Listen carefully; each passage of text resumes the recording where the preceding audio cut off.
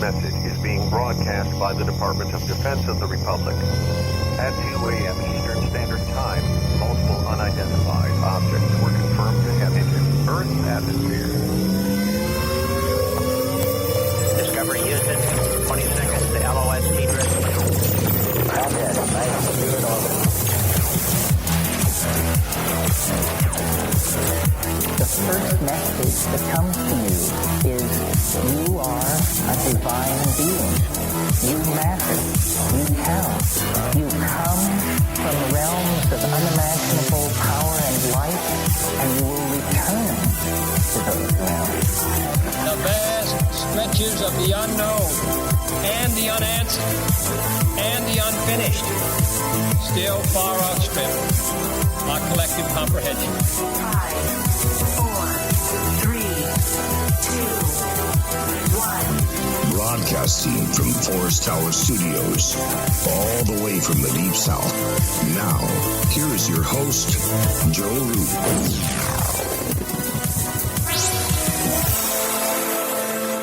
Yeah, here I am, broadcasting from a shack on a hill in the Mossy Creek bottoms of King Creek, Arkansas. This is Lighting the Void, and I am your host, Joe Roop. And that music you heard before the show was Steve. What? It's our DJ, man. It's the Void Walker DJ, Steezy Stevie. Yeah. Anyways, so I put that picture up on Facebook. Y'all seen him, right? The dude can get down on. He can get down on the turntables.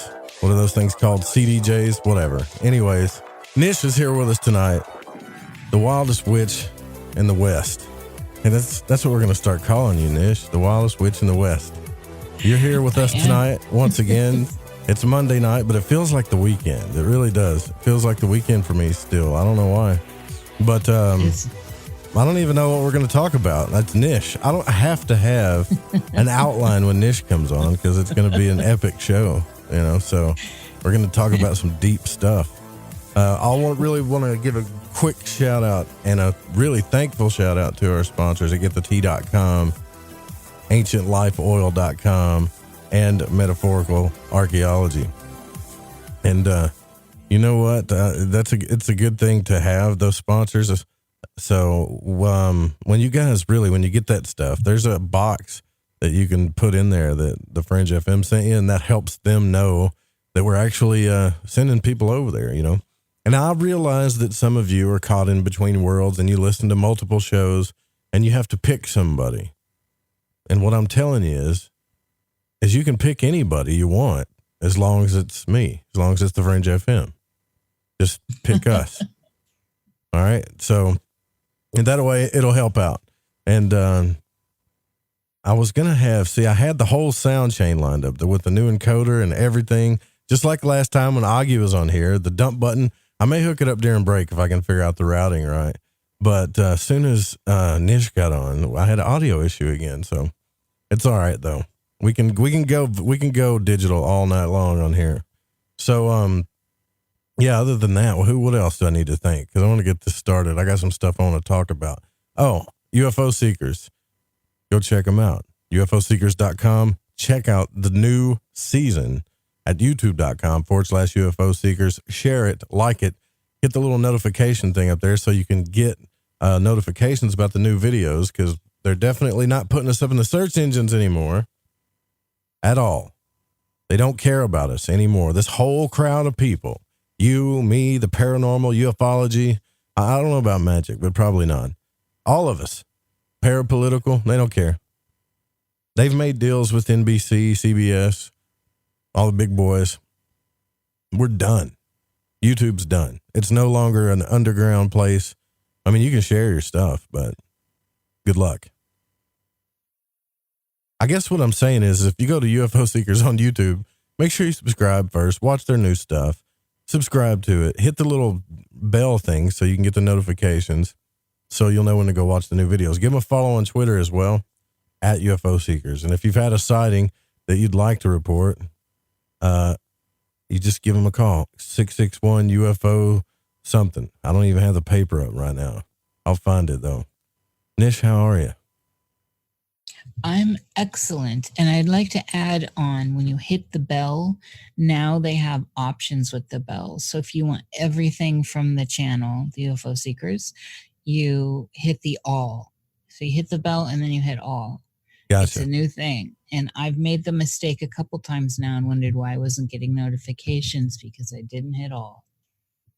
Okay. Well, make sure you hit all. 661 UFO 7889. Now, with metaphorical archaeology, if you have a trauma from a paranormal event, you need to give them a call. Barbara Charlton. She will help you pro bono, if it's a paranormal issue, because she helps with all kinds of issues. But if it's paranormal, for free, just say that you heard it here. 214-995-3754. Look up Metaphorical Archaeology on Facebook. There's also banners on the website at the Fringe FM. We also have, thanks to our lovely helper, helper, I'm just going to say helper. We also have an Instagram page now, so go follow it. It's very quirky. It's very fun. It's very entertaining. And we have got a new Fringe FM newsletter. We got all kinds of stuff going on. We got stuff going on I can't even talk about. Good times are coming, right? Good times are coming, Nish. Yeah, the Fringe FM is rising, baby. It's so exciting. It feels good over here. It always did. It's better and better. Now, So- I know you guys are asking about Nish's new show too, that she's wanting to do. And I got to tell you, Nish is technologically declined, y'all. Technologically declined. So I can't be having everything going. I have so she's many even trying. She's downsides. even managed to steal my producer. She's so declined. No. Patrick said yes after doing everything for you. So Yeah, we'll see how that works out, right?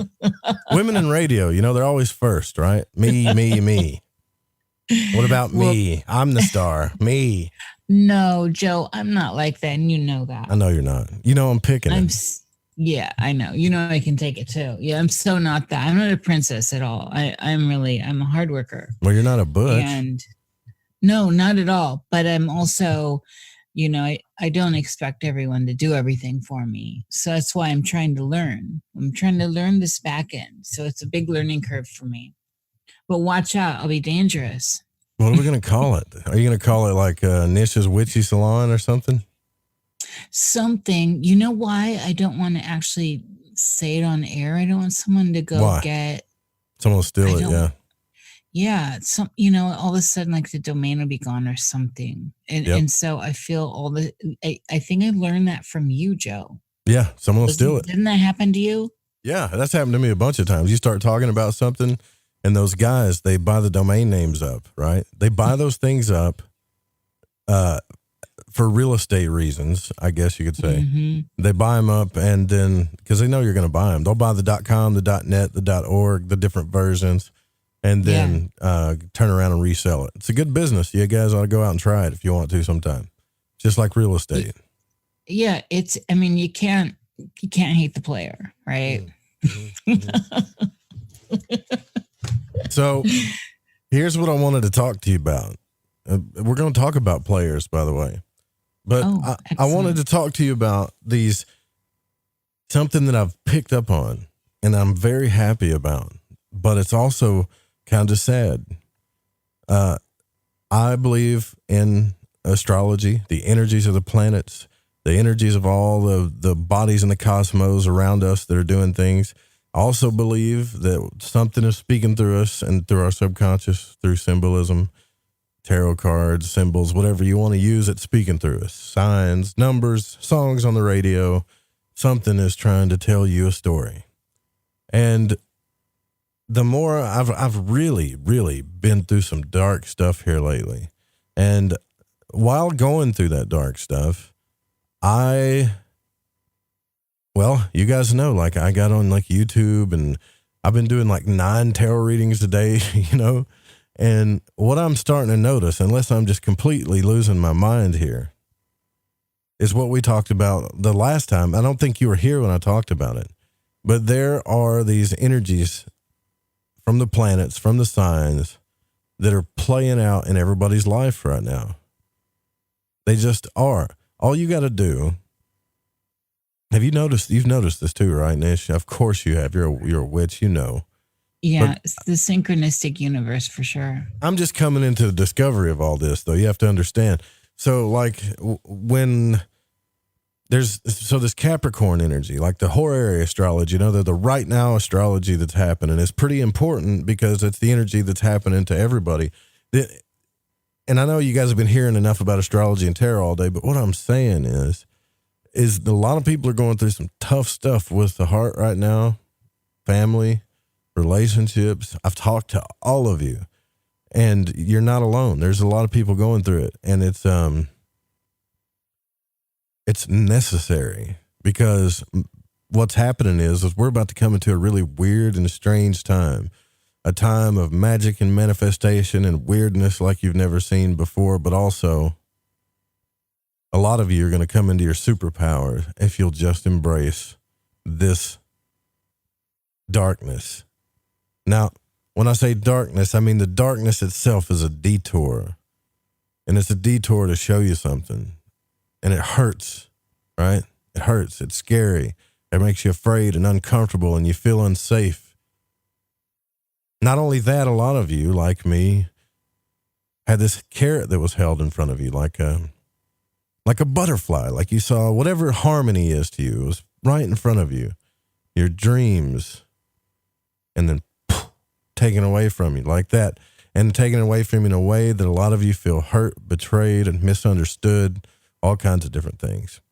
And don't think you're the victim, because whoever did it to you is probably feeling that way too. But I'm learning this whole dark, shadowy thing. When you dance with the devil and you chase desire, even though that voice in your head is like, don't chase desire, that leads to bad things. That leads to stuff you're not supposed to be doing, you know? However, it led me right to my superpower, and I'm not telling anybody what it is, but I know what it is now. Like, I know what I'm here to do now, Nish. I used to know in a broad sense, like I wanted to talk to people and help people, but I think I really know what I'm here to do now because I pushed through all that stuff. And I wanted to talk to you, Nish, about like transmutation, alchemy, transmuting energy, stuff like that. Does that sound What's cool interesting? Yeah, of course. Anything we talk about is great. You're so wonderful to talk to. It's interesting because this stuff all kind of played out in that general reading I did for you, and the final card was the star. And so, you know, I learned as you were speaking there, which was lovely, Joe. I wanted to, you sparked something for me, and it's the darkness or the blackness.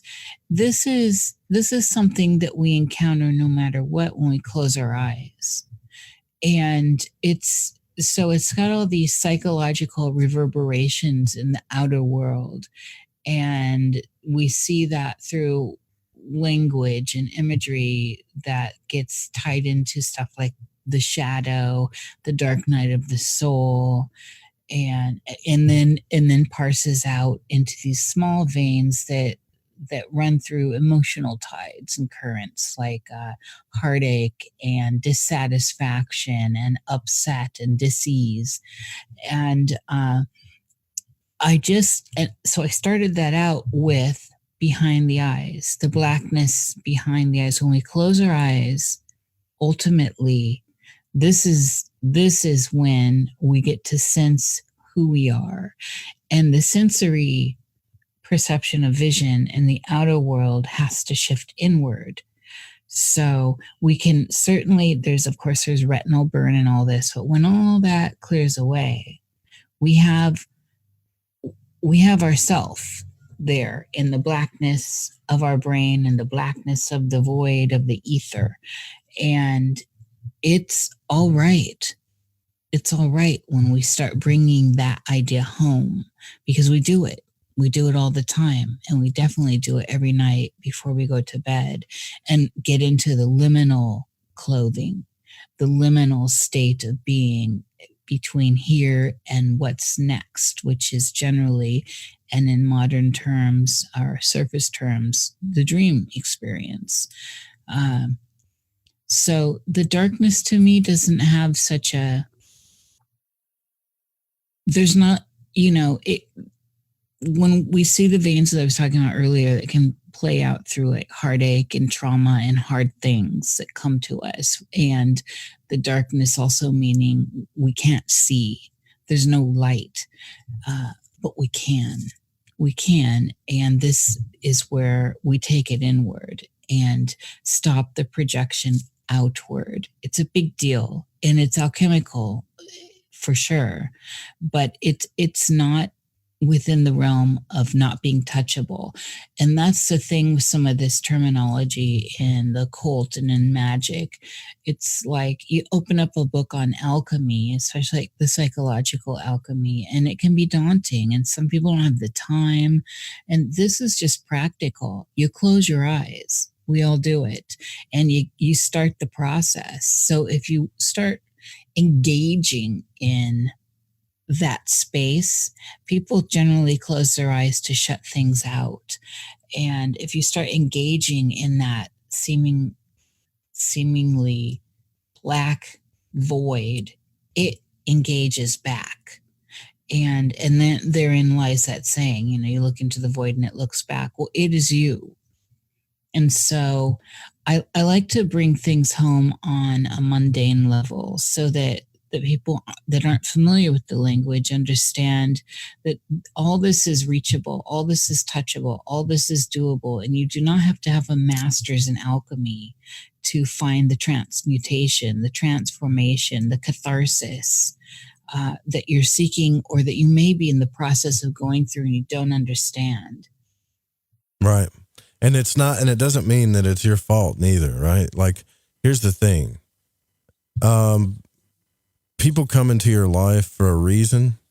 And when you give yourself away to somebody, all you have to do, I swear on everything, all you have to do is just pull up that person's like basic natal chart, right? Like, especially when people say, oh, I'm a Aries or I'm a this, you're not that. Okay. You're a blend of a lot of different things and still more than that. However, the biggest energies you're going to see are those things inside you, and when you see that, you're going to see mirrors. It's going to explain a lot of things. And in your chart, if you look at your North Node, right, which in the Golden Dawn, which was like the original ceremonial magical society, started in 1888, and their books, they called the North Node and the South Node, I believe they called it the Dragon's Head and the Dragon's Tail, right? So the North Node is your whole reason, that it's your whole alchemical process, like the state of becoming that you're here to learn about. And your South Node is what you left, the energy you left, so to speak, in your past life. And a lot of people think it's bad karma or whatever. It could just be the energy that you left. But the North Node is why you're here. And mine is in Cancer, right? Imagine that, a North Node and an exalted moon sign. Like, Cancer is nothing but emotions. Do I seem like a super emotional guy to you? Right? Like, do I seem like somebody that's just going to just flip out all the time? Or just start crying, like right now? No, but you seem loyal and you seem like a homebody. You're cozy.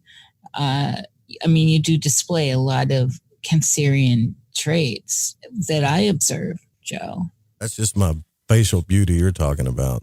That's all that is. But, well, that you do possess that. Yeah. As well, you do too. You're lovely as well. But thank you. But you'll see that stuff, right? You're like, wait, I'm supposed to open up? Why? Well, go back to your childhood. You'll see where it's walled up.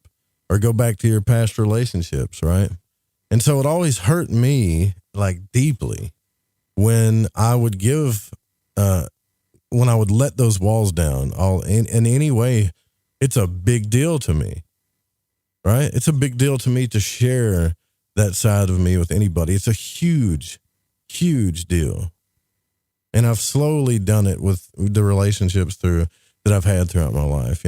It's a big deal to me to merge with somebody, to share my body and with somebody, to touch them, to have any of that. Like, it's humongous to me. But I'm an Aries sun and Libra rising, so there's a fire and water balance going on all the time, but I'm here to learn how to let it all out. And you know what's funny about that, Niish, is people say, Joe, you're saying too much, man. You shouldn't talk about those things on the air. And yet the audience is still growing. They're still relating to it. I think you should be able to talk about anything you're comfortable speaking about. And I think that it allows other people to pull up.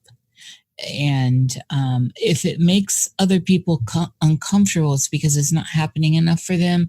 And this is at the end of the day, this is truly at the end of the day, this is kind of that liminal space you've created anyway. And so it seems appropriate to me, Joe. And I applaud you for being out there with this emotional content and taking people on your journey, because it's helping. Do you know why people like, I mean, I can't judge. I was born with this ability to open my mouth even sometimes when I shouldn't, to just say what I want, say how I feel. It's people like, oh man, everybody lies. Well, maybe they do, but maybe I lied about what I ate or the little Debbie snack I shouldn't have ate or something. But even then I'll smirk about it. But it's like, I just don't see the point in it because it doesn't get me anywhere, and I'm extremely impatient. So I might as well just tell the truth, right? So the fire tells me where to go. It tells me to go after it. And then, the cancer stuff is what I got to learn to let go. And when I let those things go, what'll happen is manipulation. What's big on Facebook right now? Gaslighting, narcissism, right? These god-awful, terrible things that these soulless beings are doing to you, right? What they're doing, the reason why they're doing that stuff is because they're hurt. Yes. They're not soulless, evil beings. They're hurt. Now, however, they hurt you so deep that you hate them, and that's understandable. But this whole damn thing is about who you are, right? And what you want. So if you meet somebody, and I'm talking to 6 of you right now that I know, who likes to keep people on a string, tease people, use people in lives so they can get what they want, but never tell the truth wholly to anybody, and you're pouring yourself out to this person. Why are you doing that? Why are we doing that? Why do we keep attracting those people in our lives? Think about it. You blame it on the universe. You can say you're cursed or whatever, but it's what you're attracting. It's what you yearn for. You look up at the moon at night and you go, God, I wish somebody would just love me the way I want to be loved and really hit me on this deep level and whatever. And all of a sudden somebody shows up. But you're not attracting that in your life. You're attracting a person that wants that same thing but can't do it because they're hurt. And so each of you are going to bless each other in a way that's going to feel like it's going to be painful, but it'll be a blessing in the end. I promise you. There's so much, there's a lot of nuance to it as well. I mean, oftentimes I think, people aren't everything's not coming from hurt. I don't think so myself. Well, some of it's coming from desire too, Oh, all the emotions. And then a lot of what we're working out is our early programming. And like Jung called them, the things that we stumble on constantly are complexes. And you never resolve a complex. They just go basically into remission, and then they can be activated, or, the modern word's triggered, but they can be activated and come back full force. And then you're then again faced with the opportunity to encounter the complex, if it's an abandonment complex or, whatever it is. For me, it's abandonment, having not been able to be raised by my parents. And so as a child, I didn't understand that. I couldn't conceptualize it. And so it played out specifically with my mother and the way things rolled out. And so that's carried on into my adult life. And it still creates, I work with it, but it's been in remission a very long time. It created a cycle for me. And so I was always that person that would leave relationships with friends, with lovers, leave. I always had to leave first and end it first because of the complex of being abandoned, because it was set up as in those first 3 years of my life that everyone goes through. This is when you get the prime directive for this particular ride we're on. And wherever you are with how we get that, if we set it up before we come into this experience, if it's preordained, however it is, it doesn't, that's all on that woo edge. And I love talking about all that too. But at the core, we still have this early programming, the early stuff that we got from those around us. And so part of the power part of the alchemy is learning to see the patterns and then trying to get ahead of the curve, because you cannot get away from the abandonment feeling. For me, I can't get away from the abandonment feeling. So you're trying to control the situation all the time in your own way, right? Well, what I've learned to do is recognize when that starts welling up and I want to just cut ties or I tend to ghost. I tend to walk away that's slowly. Terrible. You know that's hurtful, right? Oh, I know, but it's because I'm also trying to, I don't do that anymore, but it's one of my things that people think I do now. And if I ghost, I don't respond at all, clearly. And there are reasons this stuff's all complicated, but I'm talking about interpersonal relationships. Yeah. So like even at parties and stuff, when I was still going to stuff like that, I was the one that would sneak out. I would just leave. I didn't have to go through and say goodbye to everyone. I didn't need any of that. I don't like goodbyes because of this abandonment complex at the core. Right. And so I'm not a goodbye girl. I'm a hello girl. And I'm still not the in front spotlight. As much girl. As people. Sounds kind of sexy. Right. Hello, gorgeous. And that's from Funny Lady. I think it is Barbara Streisand in one of her 60s movies I love. Anyway, and so this stuff, we are always working with it. And part of when we get into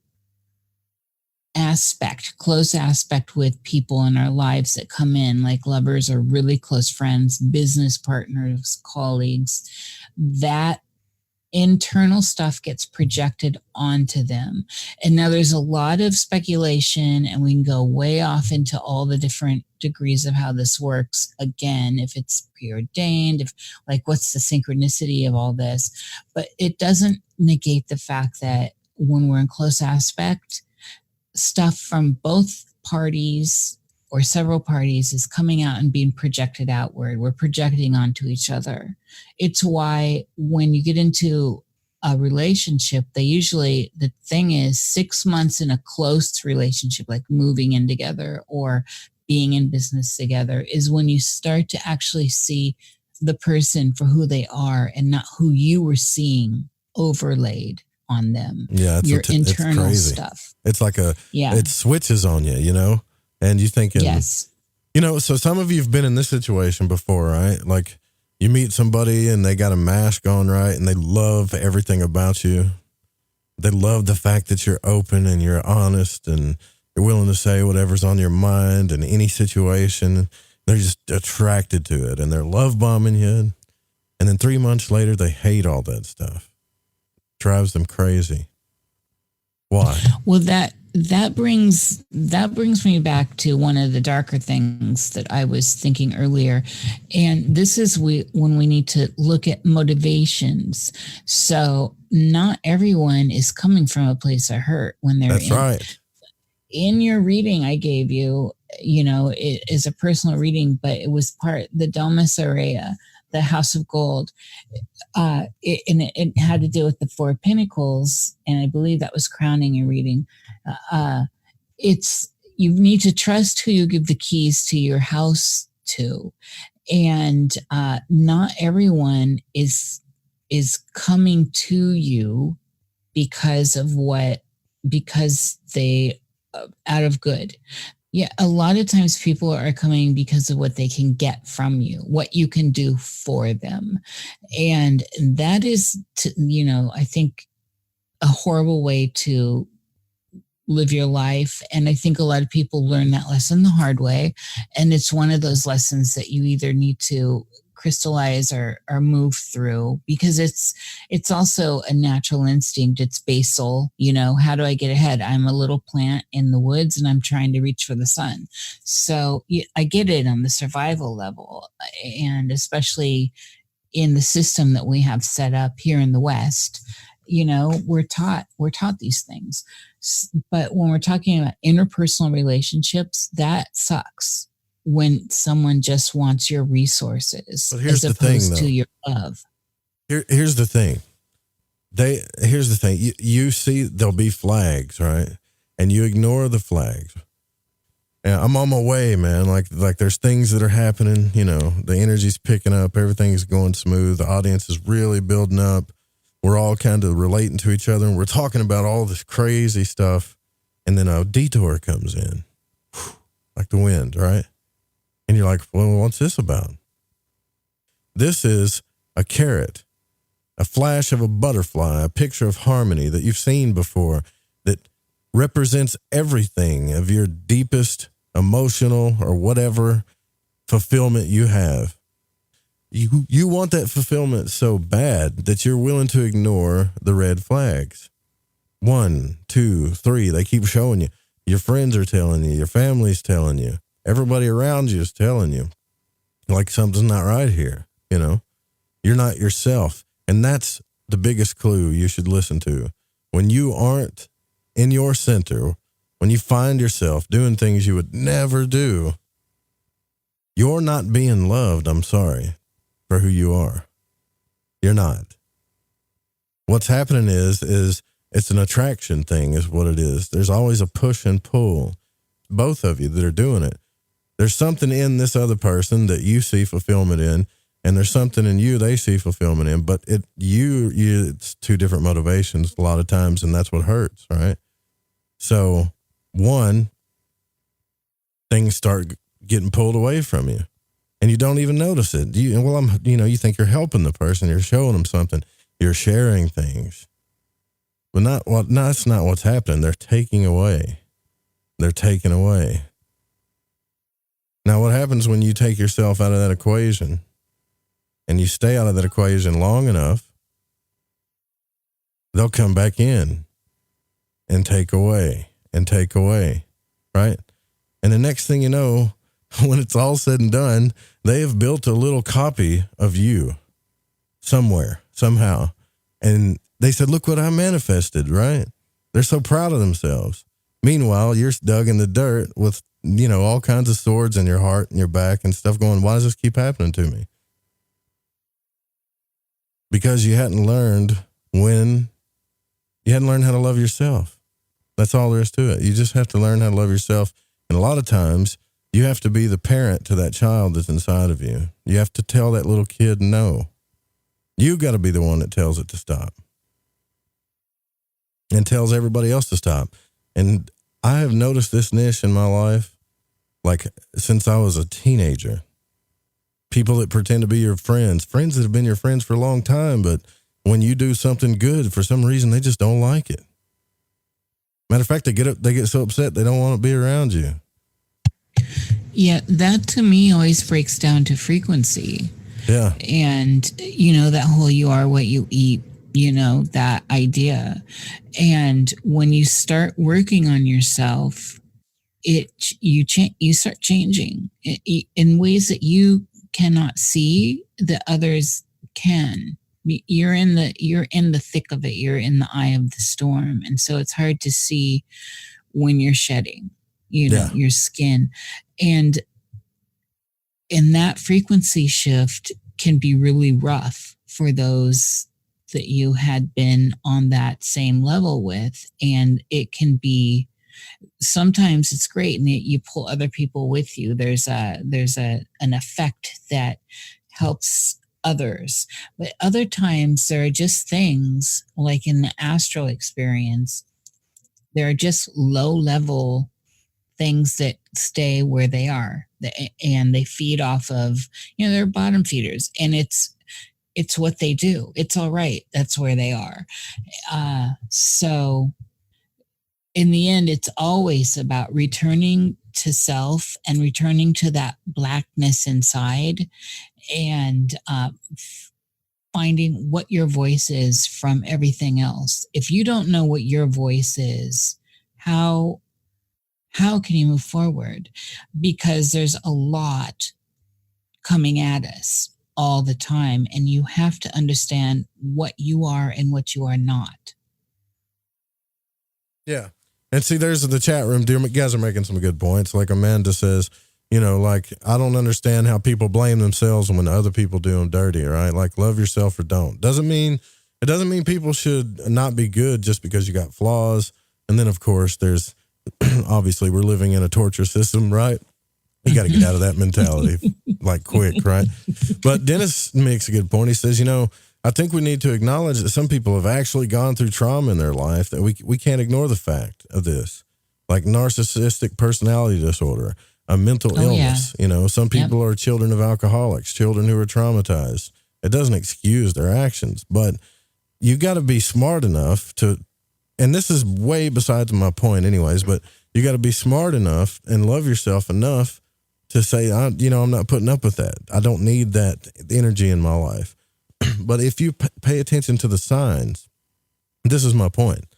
The signs, the charts, everything, if you look at it, it's going to show you a positive and negative pull. It's going to show you an attraction trigger, right? It's going to show you why you're doing this, why you're chasing something while this thing's pulling from you, or vice versa.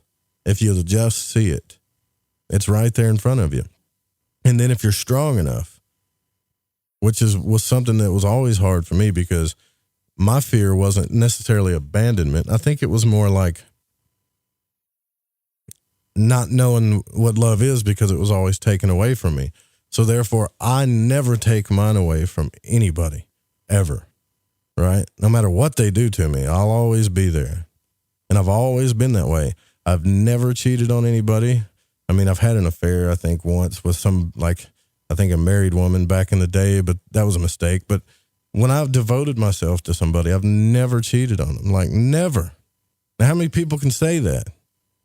I'll tell you how many people. I'll tell you who they are. Those are the people that always end up getting hurt. Think about that. Why does that happen? The really good people. Yeah. Why does that happen? Why do they feel so powerless when they're actually the most powerful in the situation? Because there is nothing more powerful than love. Nothing. It's a self-love thing. Yeah, I agree. It is, it's this weird thing. For years, this is a weird little analogy, but for years, and anyone who knows me will get this. Like just texting with me or looking at my pages, you'll get this. I detested the image, the symbol of the heart. Just the graphic symbol of it, not really? The actual You didn't like heart. the symbol? No, I did not, for years and years and years. And I was working on myself, and I finally came to this. Now I'm the heart. I'm the queen of hearts. I heart everyone because I truly love it, and I love it. But I detested it. I don't know. I was so triggered by hearts, and I think, looking back, it was all this kind of manipulative energy that I had experienced, again, with my early programming, with the people around me, the adults around me, and all that was showing me that love, and the heart is the symbol of love, right? That love was conditional, that it came with strings, that it would hurt you. There's a lot of naivete and innocence that was lost at the altar of the heart. And so my reaction was to repel it until I started working on myself. And at some point I turned around and I realized, holy wow. I mean, I embroider hearts everywhere. I'm the heart queen everywhere. I love the symbol now, but I love myself now as well. And not, I didn't start out that way. And I think a lot of us don't, because of not just our personal programming, the world is giving us, the feedback loop, that if you get tied into it, into the commercials, into TV, into this weird feedback loop where everyone's swirling the news cycles, all this stuff, it's not about self-love. And it's everything is about distracting yourself from yourself. Yeah. It's like a big labyrinth, Joe. But honestly though, what I want to ask you guys is there's this idea that's going around, and I think it's a very dangerous idea in the metaphysical realm. I think it's dangerous. And I adopted it myself too, for once. And I still don't know the truth about it. But I can tell you this, this whole twin flame phenomena, there's a lot of controversy around it. Like there's this one twin flame out there for you or something. Now that's a dangerous concept. What if that person that you think is your other half of you is just there to pull your life force out of you, right? Think about that. I think there needs to be a common understanding of what twin flame is and soulmate is in this stuff. Everyone needs to get on the same page. Honestly, let me be really honest with you guys. There's a lot of gurus out there, okay? But I still don't think you have the answers to the universe or where the hell you came from and all this stuff, no matter how much Akasha you read or whatever. So coming up with all these categories for yourself is crazy to me. Here's the thing. I like women, okay? I like women. I love women. I still love all the women that I've always loved, even the ones that were dirty, evil bastards, because I love them. You need to play the Willie Nelson song now. I love them, everyone. Girls I've loved before. Yeah, so here's the thing, though. But just because you like ice cream doesn't mean you got to stick with vanilla, because you'll never have another flavor like that. Never. It'll never taste this good again. It'll never. BS. There's all kinds of ice cream out there. There's all kinds of ice cream out there, man. Woman. Whoever. And the thing is if you can be, what'll happen is if you find yourself strong enough to say, you know what, I'm not tolerating this, man. Like, you can't do this to me. All right. You're not going to do this to me. That's what you got to do first. And then you got to choke it. You got to choke it down as your throat lumps up and you're about to tear up. You got to make a stance for yourself. And you got to push through the fear, because you're going to meet the devil first. When you greet your greatest desire and your greatest love, that's when you also greet your greatest fear. You fear losing that. So you do either one or two things. You just take the crap and take the BS, or you become a control freak and try to manipulate it in God knows how many different ways so that it doesn't go away, or you keep it on a leash. But the strong ones, the ones that are going to come into their power, are going to be the ones that are going to push through that pain and say, as bad as it hurts, no, you're not going to do this to me. Mm-hmm. And you're going to slowly find out that tightness in your stomach, that lump in your throat, that pressure on your chest, the tear that's about to come out of your eyes. When you really make your stance, you're going to wake up the next day and it's going to start releasing, and you'll feel a detachment. And you'll be like, wow, this is crazy. It usually takes months for this to happen. It's happening so fast. And then you'll meet somebody else who gets you. Yeah. You'll meet somebody that's honest, that won't lie to you. Maybe they don't, maybe they don't know if they want to be in a relationship with you, or maybe they're just your buddy or something, but all of a sudden they're there and they understand everything you say. And for some reason you understand them. And I don't think you would ever have gotten to that flavor of ice cream if you would have been so afraid of losing that vanilla and holding on to it so tight? This is part of the nuance of understanding these subtleties, because I had heard twin flames, that there are many, and I can pull up to that, and it makes sense with the transcendence that we undergo as beings. Your frequency shifts, and so now you're on a different level, and that's going to attract other people on different levels, as I was saying earlier. So yeah, I agree with what you're saying here. It makes more sense. The one idea plays into the duality of this field, of this plane of existence, of this night and day reality we have. It's the separation that is now moving, now that we're moving out of Pisces. That was the whole theme with the Piscean eon. And so now that we're moving into Aquarius, some say we're in it, some say we're at the crest of it, whatever. These themes are happening, and the collective's talking about it. And so it's being fed, and here we are. So where we are coming from now is this idea there is more. And also, it doesn't have to look like anyone else's. This is something that I see all the time. This inadequacy people feel or ride towards others with, like, I'm not good enough, or I feel dirty around this person, or, can I be 100% myself? There's this weird little thing, the voices. This is what I'm talking about, those voices.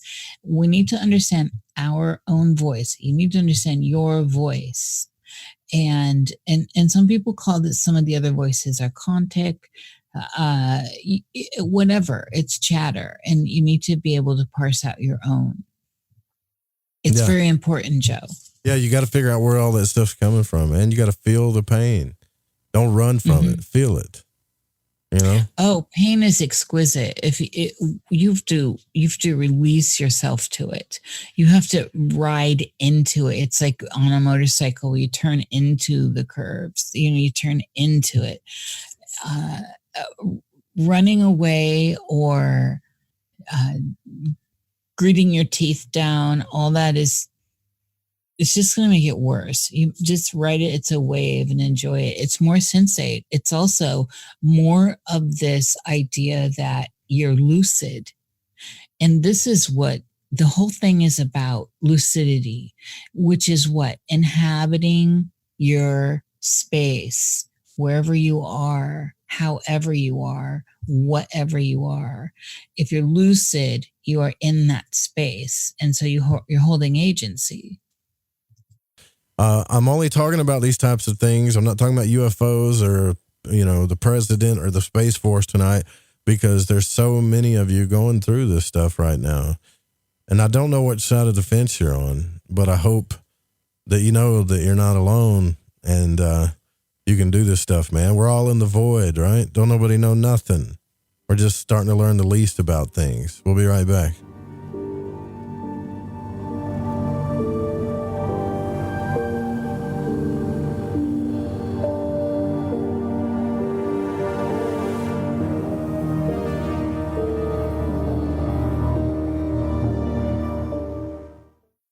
This is Corbin, son of the one and only Joe Root, and you're listening to the Fringe FM. I think by now we can get the information.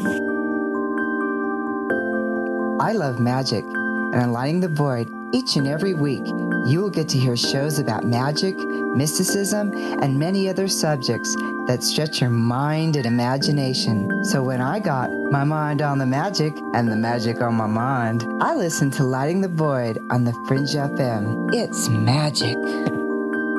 May the gods look with favor upon you. You're wondering what we're going to do to you, aren't you? Ew, yuck. They're unhealthy and gross. Bugs, I hate bugs. We keep a clean home, but occasionally bugs show up. Well, I found something that is tougher than bugs. Orange Guard. From contact, it kills bugs. Plus, Orange Guard kills hidden bugs and keeps new bugs away for weeks. I know. I use Orange Guard. Plus, all of the ingredients of Orange Guard are on the FDA generally regarded as safe list. Orange Guard may be used around food, humans, and pets.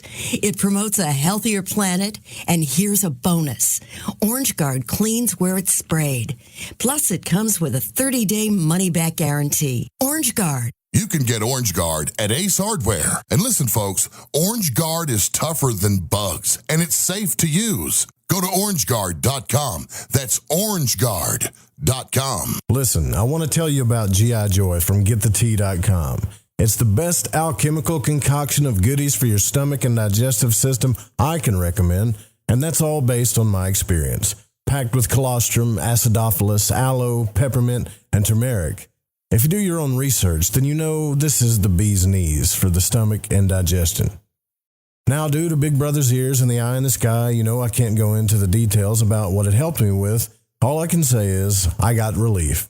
It's non-GMO, no fillers, no preservatives, manufactured right here in the US of A, and delivered to you by the only people who stay on top of the game and are out in front. Go grab a bottle of G.I. Joy at getthetea.com and see what all the fuss is about. Again, that's getthetea.com. Okay, here we go. AncientLifeOil.com. AncientLifeOil.com. Now, this is for CBD. AncientLifeOil.com. Again, for CBD. Where do I get CBD? AncientLifeOil.com. It's pretty good stuff. Organic, non-GMO. We are the Ferrari of CBDs. AncientLifeOil.com. You know, they say when you mention a person's name 3 times when you first meet, that you're going to remember. So I'd say to you, nice to meet you, AncientLifeOil.com. It's AncientLifeOil.com, right? Nice to know that you help people. AncientLifeOil.com. Think about this. Occasional stress, occasional anxiety, occasional inflammation, occasional stiffness, and intruders that get you down. AncientLifeOil.com. Okay, so I'm going to give you a fact for the day. So Ancient Life Oil does not help you with business deals. Hold on a second. If you feel better, it could help you make a better decision. Okay, I'm wrong. Just remember to go to AncientLifeOil.com. All right, everyone. This is Justin from the UK. Excuse the chitty. If you're into the Fringe and you want to hear the brass tacks, my old china plate, Joe Roop and his guests on Light in the Void will open your mince pies. You need to shut your northern self and use your 10-speed gears and listen to them bubble. You could hear a Barry Crocker, no Brussels, but he ain't no holy friar. Anyway, you beat a Barnaby Rudge and take a butcher's.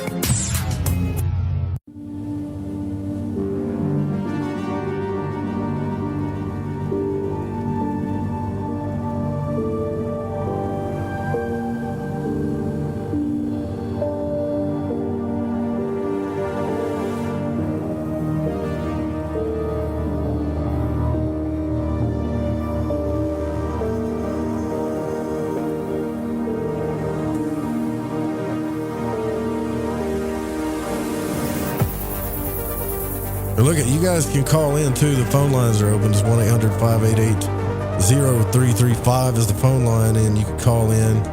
Tell us about, what you've been going through with all this stuff. Because I know some of you have. I know you have. And you can just get on YouTube, type the stuff in, right? Like type in, I don't know, your sun sign tarot, your moon sign tarot, all that stuff. And then, it's going to take you a long time to see that there's energies there and the story that's playing out. Or you could just get a reading from, like a personal reading from somebody like Niish or something, and you can get the real story. But you start to see the stuff that's happening to you over and over and over again. And if you're being, like in my case, I just didn't see things. And so let's say like you're a master carpenter, right? And you're about to build a Coliseum, and this person comes along and they just by happenstance happen to run into you. Like it was just some weird coincidence. And they ask you all these questions about yourself and act real interested in you, but throw in a few questions about the Coliseum here and there. And before it's all said and done, you're left there, you forgot what you were doing. You left your project, you left yourself, and you look over and now they've taken everything that you've told them and they're building their little building there. And you're thinking, Wait a minute. Well, did you like me, or what did you really want? What was going? And then you realize all of a sudden what was really going on the whole time. Now, you don't know if this person's aware of it or not. I'm pretty sure they are, but the flags are always there. I forget who I was talking to somebody about an hour ago, and they were like telling me about their ex or something, somebody they just broke up with. And I said, well, how did they talk about their ex when you met them? Right? And I can give advice, but not follow it, Nish. But I was thinking, how did they talk about their ex when they met them? But also how people talk of others that are not lovers, or friends and stuff. Right. Who the people that have come before, or the stories around their people, are they telling other people's secrets? Are they, what kind of friend are they being to other friends in their lives? And this is all very telling. And so for the moment when you feel special, when they're shining their light on you and letting you feel close in because they're telling this other person's stories that shouldn't be told, you're not special. This is a pattern, and you're not being folded in to the game. You're being pried open, and this will repeat itself. Almost always. This is a character situation, and you can spark narcissists like this as well, and all the titles you want to throw on, any psychological titles you want to throw on people. But when your nose hits the dirt, at the end of the day, it is basic, and it doesn't need psychological terms. You've been used. All right, let's take this call real quick, and then we'll get into the rest of it. It's like 210 area code. Who are we speaking with? Because it's just too much for me, but I never understood it until recently. And, when you walk in a room, you feel other people's feelings, and I thought, there was something wrong with me because, back in the day, no one ever talked about that stuff until real recently. I didn't know what it was, So, real quick, Barney, for you guys that missed that, a number on me. You guys that missed Barney's sound because I didn't have his output clicked on, he said that he's been in a number of relationships, and he used to believe in a soulmate, right? He used to believe that there was such thing as a soulmate, but now he's been through it so many times that he's just happy with himself. So that's what y'all missed, and I understand where you're coming from, man. Like I was. After I got divorced, I went through so much pain. And what's weird is I wanted to divorce my ex-wife, but when I did, it was terrible feeling afterwards, right? So you can never have a happy divorce, number one. But after that... No, and in both of the cases were not my choice, Right, see? And then after that, so you're probably like me. You devote yourself to somebody. Loyalty is a big thing, working things out is a big thing for you. Yeah. But what you have to ask yourself is, what are you putting up with that you shouldn't be putting up with, and why? And there's probably some abandonment stuff down there somewhere. I'm betting money on. Right. Well, yeah. I mentioned to you on Facebook that I recently had to break up with someone because she had these controlling issues that I picked up on.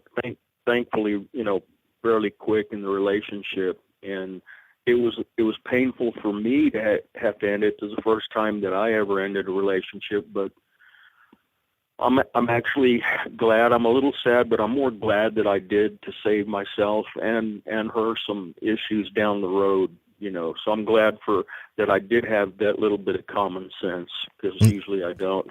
Have you ever done that before? I was wondering if No, it's always been the opposite. I've always been the one that's been... This was tough for you then, wasn't it? Extremely tough. In a different way, yes, absolutely. Yeah. But I, it was a real dichotomy, because I knew that it was best for both parties that, that I ended it. And, that's really sad, but it's just something that was the right thing to do, unfortunately. Well, I'm proud of you, man. That's what you did, what you had to do. Thank you so much.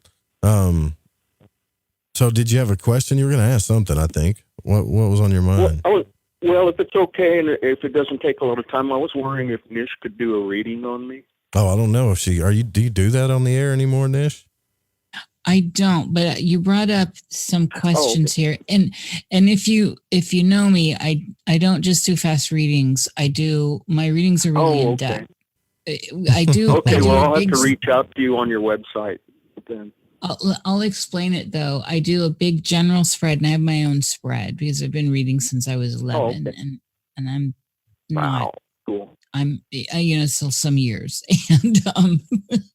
and so I do a general reading, and then I break that all down, and then we go from there. I start getting we work through questions and people and all that. And when I do them remotely, a lot of times I like to take a photo and I send pages.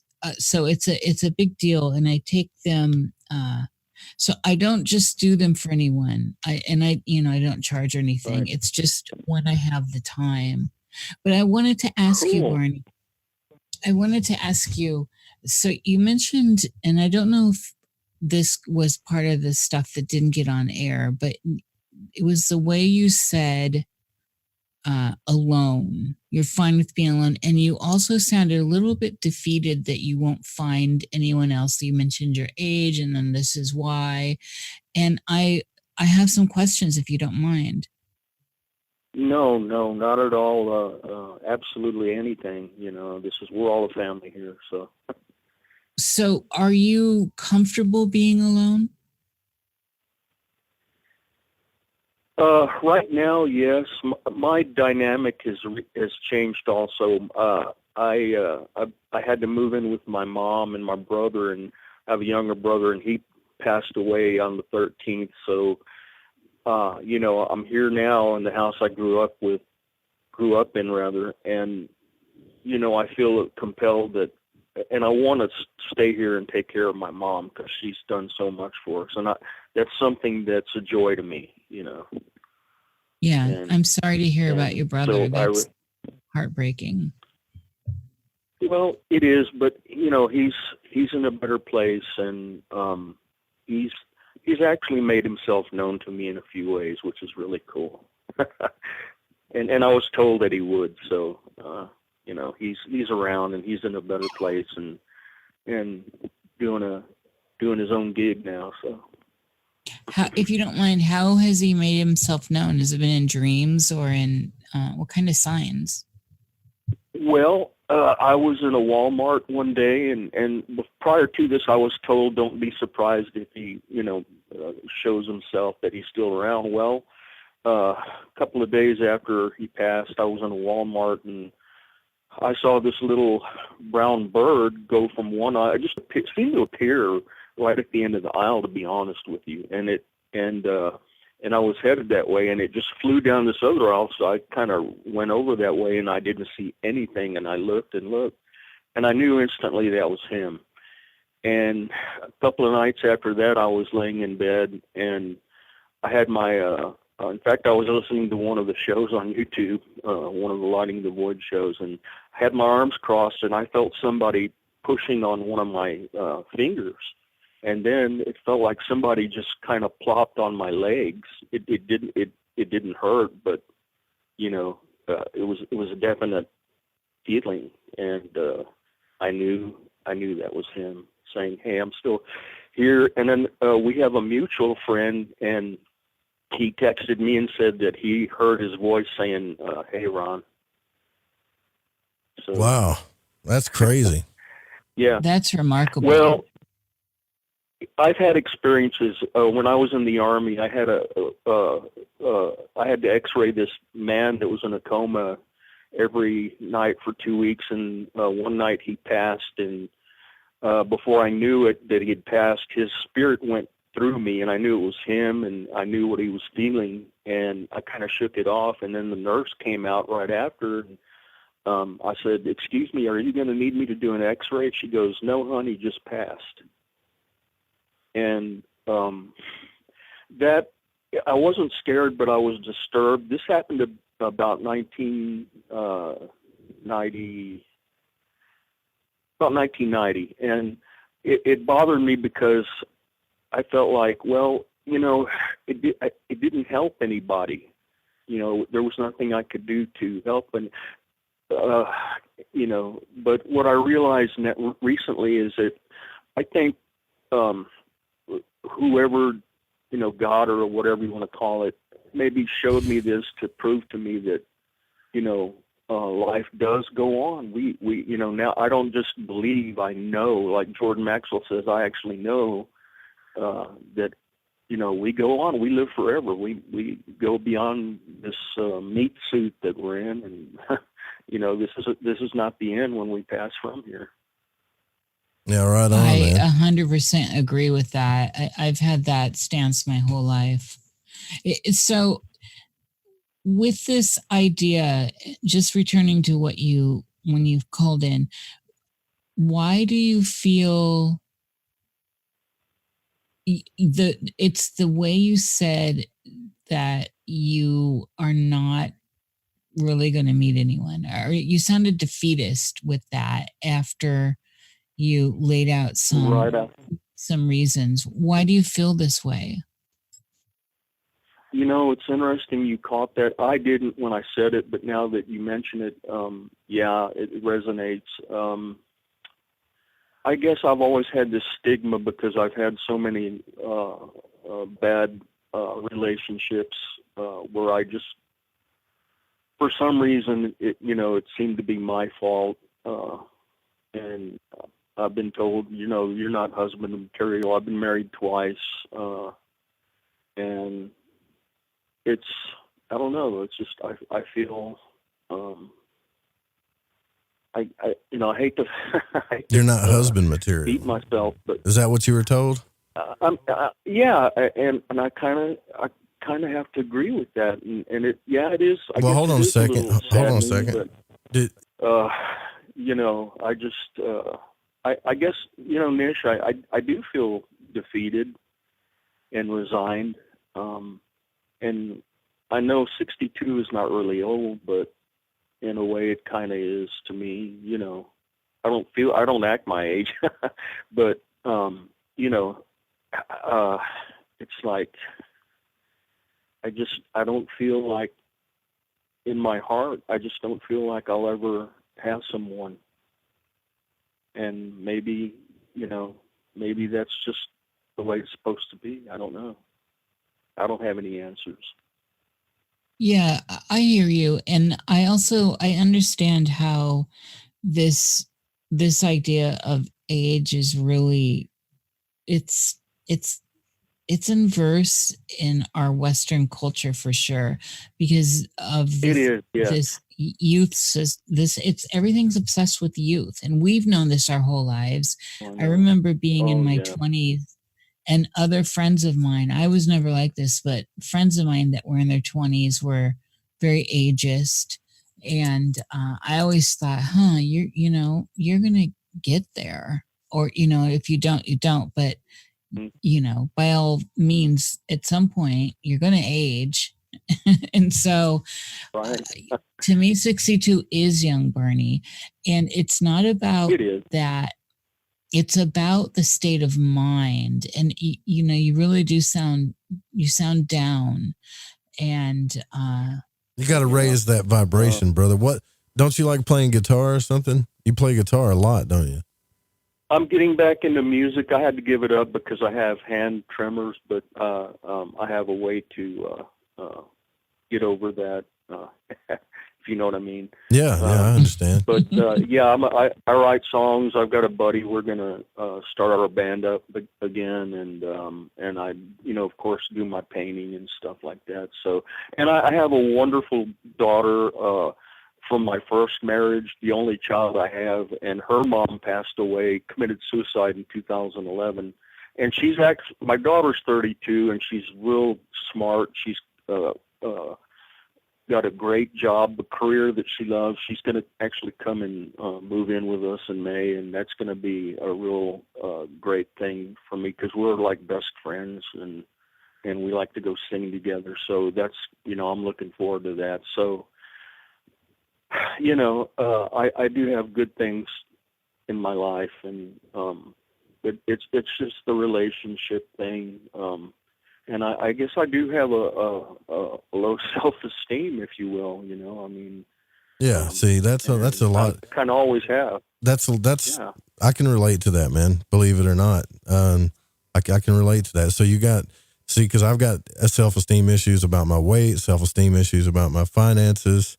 You know, anytime I'm around, anytime I'm around, or like in a relationship or in a romantic partnership, those are the things that I worry about, that I'm most insecure about. Right. So, but yeah, you just get them off your chest just once. Right. And if somebody really loves you, they're going to be the type of person that's going to say, hey, you know, I know you're insecure about it. It's okay. I love you for this instead of that. And they're always going to say that. They're always going to say that to you, not throw it back in your face for any reasons or stuff like that. They're always going to remind you of who you really are. And dude, you got a deep, deep heart, man. You're here to love people. You might actually be one of those people that's here to show people, hey, this is what real love is. And yeah, you might get used a lot, but at least you're here to show people that it's possible. What I love hearing is that you're getting back into the music. Exactly. And this I think is the pathway. This, for me at least, is to find these outlets where you get a sense of joy. This joy raises your frequency. It gives you a purpose. And so that little shift, and I can hear it in your voice about talking about playing guitar and starting a band and all that will open up not only new neural pathways, but pathways in your outer life. So who knows what the synchronistic universe will bring your way when you just start looking at those things. And in the tarot, it's like the 5 of cups. There might be 3 spilled cups, but baby, you still have 2 full ones. Well, like what Nish is saying, though. Really learn to love myself, you know. What were you doing when this person came into your life? Was it a surprise? Were you pursuing them? Think about it for a second. Right. It just happened, this was a probably. person that went through something. Yeah, they just kind of happened, and we kind of connected, and I kind of helped her through a tough time, and then we kind of connected, and you know, and it just happened, but there was just, and I hate to say this, you know, I really do, it hurts, but she's a sweet person, but she just had too many trust issues and jealousy issues, and insecure.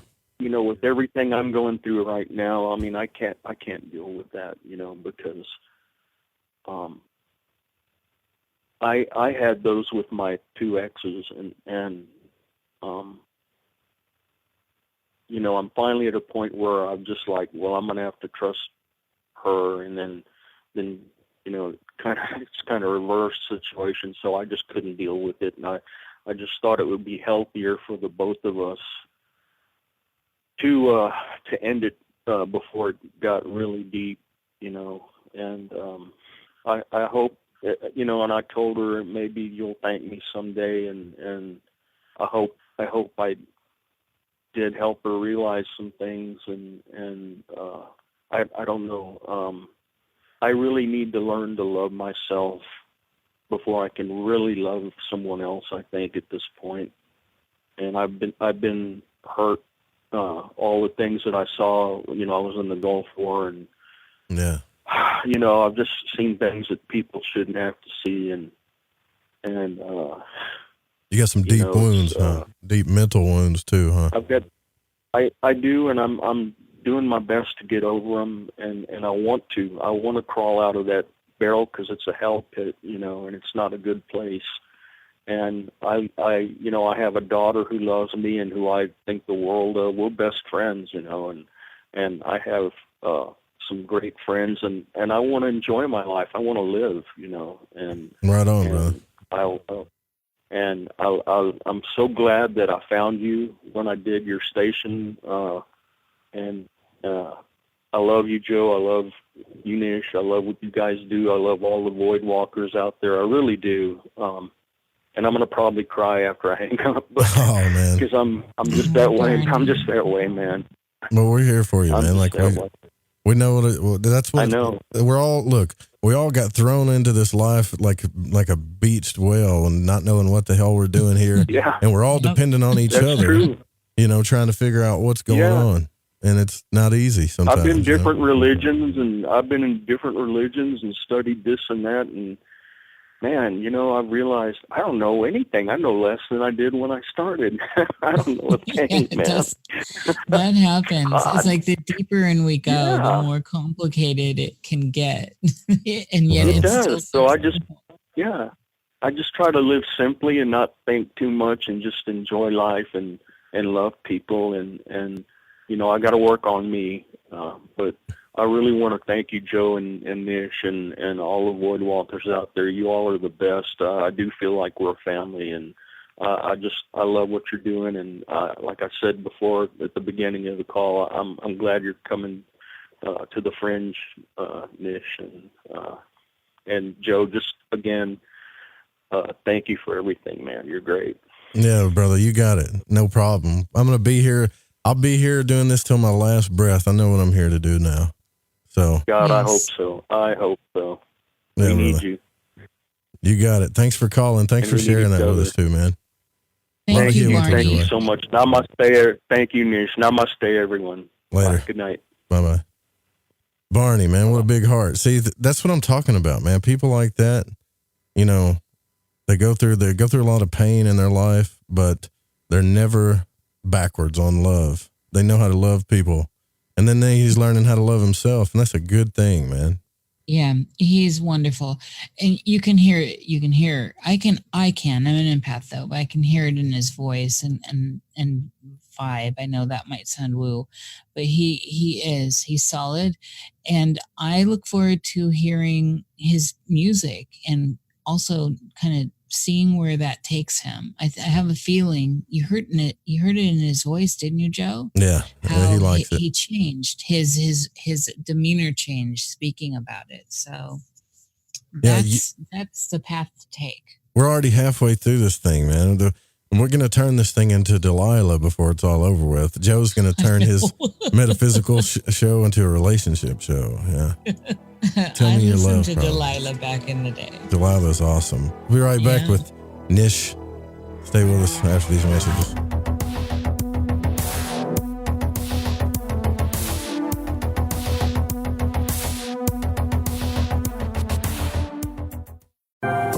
We've heard your feedback loud and clear. You called it out, and now we're answering. All new live programming, 5 nights a week. Always remember, the Fringe FM is for you, the listener, and we appreciate your feedback.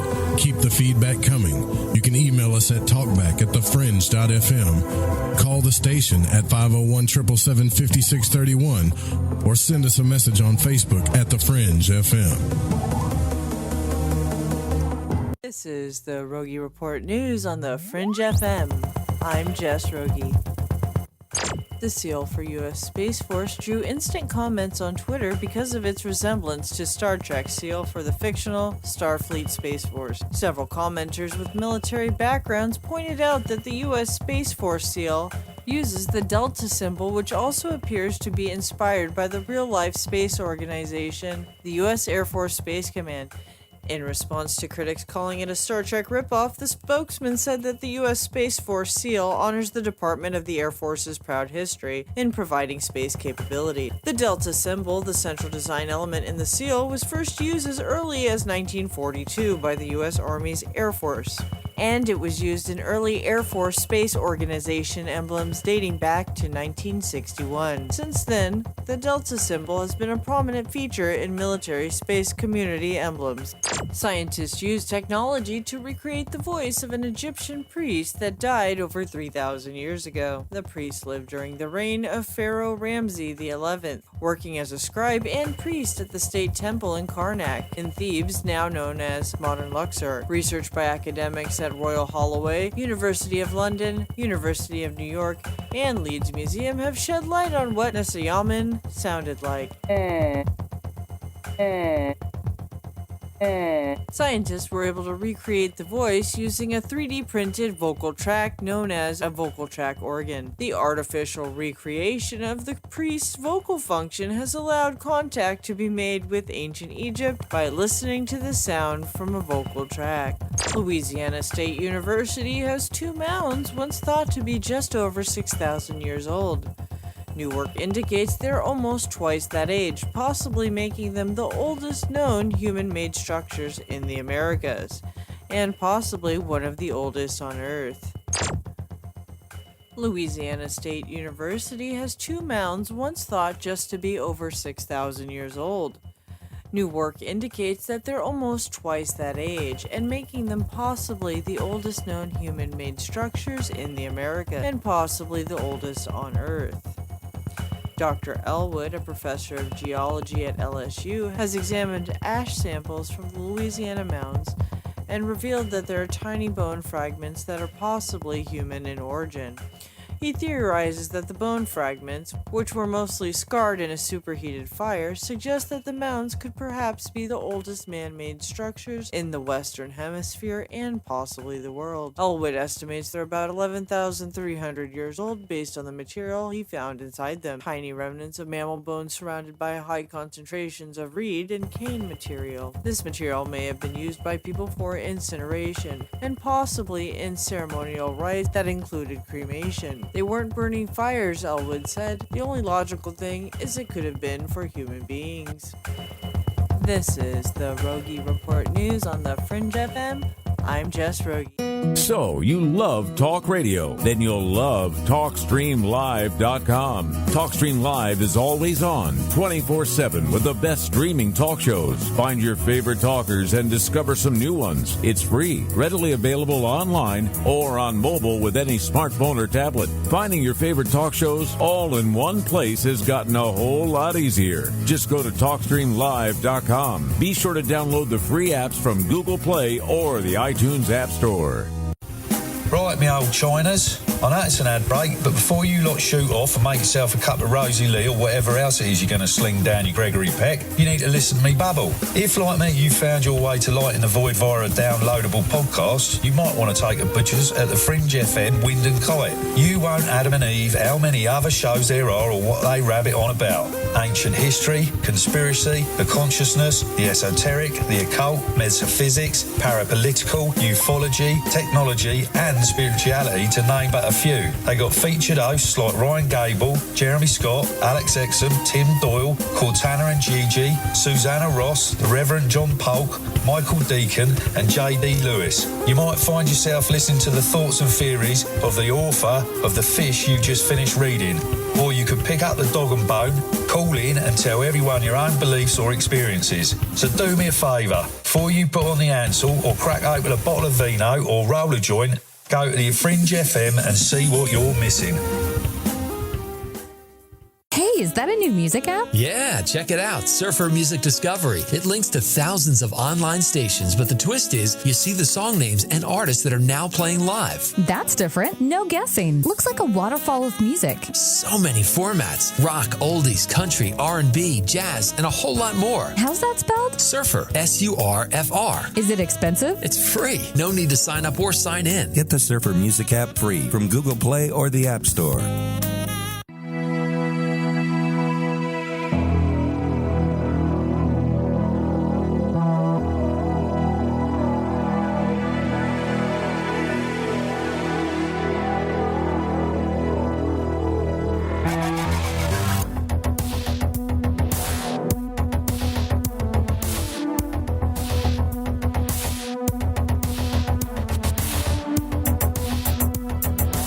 All right, welcome back to Lighting the Void. Our guest tonight is Niish, host of Nox Mente and also the co-host of The Obelisk and soon-to-be new host of whatever the new name of the show is you're going to be on, right? Once we get you lined out, once we get you technically inclined, right? You're going to raise up my tech game, yes. Yeah, so... I'm not used to producing myself, so... Yeah, well, you're not the only one. You know, I got to... Back in the day, you know why? You know why I don't... I should use this in all aspects of my life because I taught myself, Nish, how to do everything that I do Everything I've built, I taught myself. They're books, YouTube, time, sacrifice, weight gain, Little Debbie's, and Coca-Cola, right? Yes. And so I put a lot of sacrifice, effort, and time into this stuff. And then people come along and they're like, hey, can you show me how to do this? And I'm like, yep. And I'll show them. And they're like, hey, can you show me again? Can you show me again? Can you show me again? And you're like, all right, listen here, you know, like go watch a YouTube video or something, right? Yeah. Like you type in something. But I don't want to feel like a jerk when I do that. But anyways, but for you, Niish, you're in such high demand that I don't have any choice. I have to be at your beck and call. I have to do what you want. Hilarious. Well, no, here's the thing where we meet eye to eye. I've taught myself everything too. I wanted to make videos. I had to learn how to make my music videos. I wanted to play music. I learned it all. Everything I've done, basically, I've done that too. And so you have seen my struggles with the Mac computer. Oh yeah. Nothing is compatible. This is where we're having trouble. Yeah. Yeah, it sucks. It really does. Not that I'm blaming it on Mac, but you've walked with me in this for a minute, and we are really having trouble syncing up stuff through Mac to get Macs this run. Are terrible. I mean, they're good. They're good for like quality, like the content quality itself, but software integration and the ease of use, not so much. Oh, not terrible. So It's absolutely frustrating. I have this Mac because it's what I needed for school. They demanded that we have Macs. So it's actually old too. Surprising it's still working. But I will get this. I will learn this. And you've been very helpful. Oh, I'll continue to help you too. I'm just giving you a hard time. I know, but it's done me a little bit of good, Joe, knowing that you're having trouble with this as well because of the whole Mac interface. Well, the only trouble I'm having, we're talking station talk, which is boring as hell to people. The only trouble I'm having is this: they don't have a virtual cable system. They do, but it's not very user friendly and it doesn't make sense, you know. And I didn't want to put that on you, so but I could definitely hook it up for you. But will I be able to show you how to use it? Leave you there by yourself? Probably not, you know. So we'll figure it out, though. We'll figure it out. But look, the phone lines are open. Show on the road. Yeah, the phone lines are open. If y'all want to call in, it's 1-800-588-0335. Also, 501-424-5130. To another good point, though, is, and I think what Amanda said earlier in the conversation tonight is we shouldn't beat ourselves up when other people do things to us, you know? And now that's not what I was doing. I wasn't beating myself up. I did in the beginning, like, how can I be so stupid? And then I do it again. How can I be so dumb? And you do it again. But the reason why you're doing it, you have to ask yourself, why are you doing that? And then once you know, just stop beating yourself up. But you don't have to beat the other person up either, you know? Just let them do their thing. They've got their side. I'm sure they feel justified and are telling their side of the story too, and whatever, you know, but you know your truth, right? My thing, Niish, is like another thing that I've realized that when you realize your boundaries, that's important too. But you don't have to be a jerk about it, right? Once you have a big realization about something about yourself, you don't have to swing the pendulum so far to where you're an ass to everybody. You can be respectful, like, no, I don't appreciate that. Or right now, I feel like you're not telling me the truth. I think it's about being able to change the way you speak with different people, where set boundaries big time. Yeah, big time. Where they hear you, you know, where they understand you. It's all right to speak one way with one person if you have communication going on, and then another way with another person. In the end, it really is about communication. And so however we need to get to that level where we hear each other, that's what matters. And so this filter may work with this person and this one may not. And so there's a lot of people that get really attached to their identity. So the identity of the debunker, everything's got to be debunked, and they get trapped into it. Oh yeah, and, right. You know, and that's just one example. But then people trap them in it as well. We trap ourselves in identity, and then we get trapped by others who come to us for that. And so, but I say this with Gemini rising, which is a mutable air sign, that it behooves you to be a little more open with yourself and the way you perceive yourself and your identity in the world. So, I remember, Niish, when I had my first heartache in high school, right? Like this is when I first learned about who I was, about that kind of pain. Yeah, and learned how, I think it was like the very first time I learned everything about it, right? So I dated this girl named Danielle, and she's a good girl, right? And I didn't know anything about anything with dating or anything like that. I lost my virginity to that girl. If you're listening, thank you, Danielle. I really appreciate that, by the way. And I don't regret it. But what happened afterwards is I became so emotionally attached. I was so in love with the girl. I wanted to sit next to her at lunch. I wanted to, we rode after school. Like that girl taught me how to drive a Standard because me and my dad would just fight when he tried to teach me. So she would drive me on back roads and teach me. And it was fun. Like, it was one of the first times I ever seen how learning something like that was fun instead of being a bad deal because my dad was an ass. And so there were so many things that got me attached to the girl. We had adventures together. And when you're 16, 15 years old, I think I was 15, and you feel like you're going to spend the rest of your life with this person, they're the one, they're your sweetheart. And then all of a sudden, she became distant, or she's like, why aren't you sitting with your friends? And you don't know why she's asking. I didn't know why she's asking these questions. Like, why do you not want me around? Or that's cool. And then one day suddenly just breaks up and she's with another guy on the football team. One of your friends, by the way. And you're thinking, well, what's this about? And it's the most devastating blow to me. And I think, honestly feel like, and this is something I wanted to talk to you about, and this is a deep, deep subject too.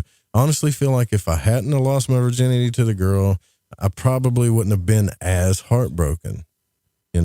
I was still very heartbroken. So I came home and I was tore up, and my dad knew it. Like he knew something was wrong with me. And my dad's a hard man, but he could see I was devastated and he wasn't going to leave me alone. There's something wrong with you. Well, I don't know what your problem is, but you need to talk to me. You need to tell me. That kind of talk, right? You with me so far? He went into this lecture about, I know you think that they're the one and they're your everything and this and that, but I promise you, if you just don't, he said, what he said? He said, don't, if they don't want you around, don't talk to them. If they they ain't worth it, just leave them alone. Don't look at them. Don't talk to them. Don't call them. They don't care about you anymore. And you need to realize that. And I never took his advice until I finally took his advice later on. He was right, because he told me, he said, when she comes back around, and she will, once she realizes you don't care anymore, she'll come back around. And it didn't make sense to me. Even now it don't make sense to me, Niish, but especially back then, it didn't make sense to me. And I said, well, I'll do whatever it takes to get her back. I got to have her back. And if I got to ignore her forever, that's what I'm going to do. And when she came back around, guess what? I didn't want her.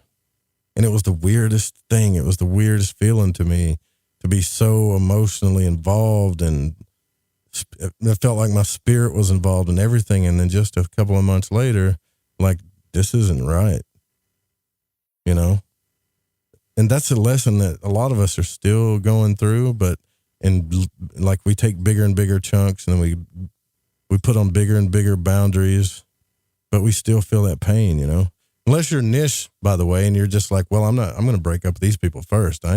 Somebody must have really hurt you, like bad, Listen, I did that even, okay, so I married a Cancer. I love the Cancer people.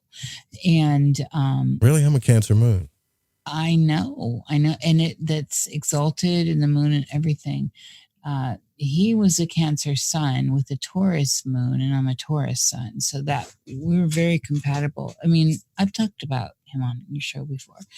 And I left, and my mother had died. It was 20 years ago, actually, this month coming up. And I I was dealing with so much loss that I didn't want him to, I got projected it all on that as well. It's like everything's going to end for me. I had this weird psychological breakdown happening unbeknownst to me consciously. And that complex was activated, and I started creating all of these situations and circumstances in my life that were going to lead to trouble. And sure enough, they did. And,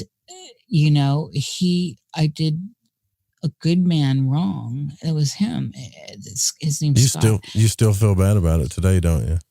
Oh, I think it's one of the worst things I've ever done. I'll never be able to make that right or apply. And he's a typical Cancer in the fact that once they push you out of their shell area emotionally, you're out. It's the shell. It's the hard.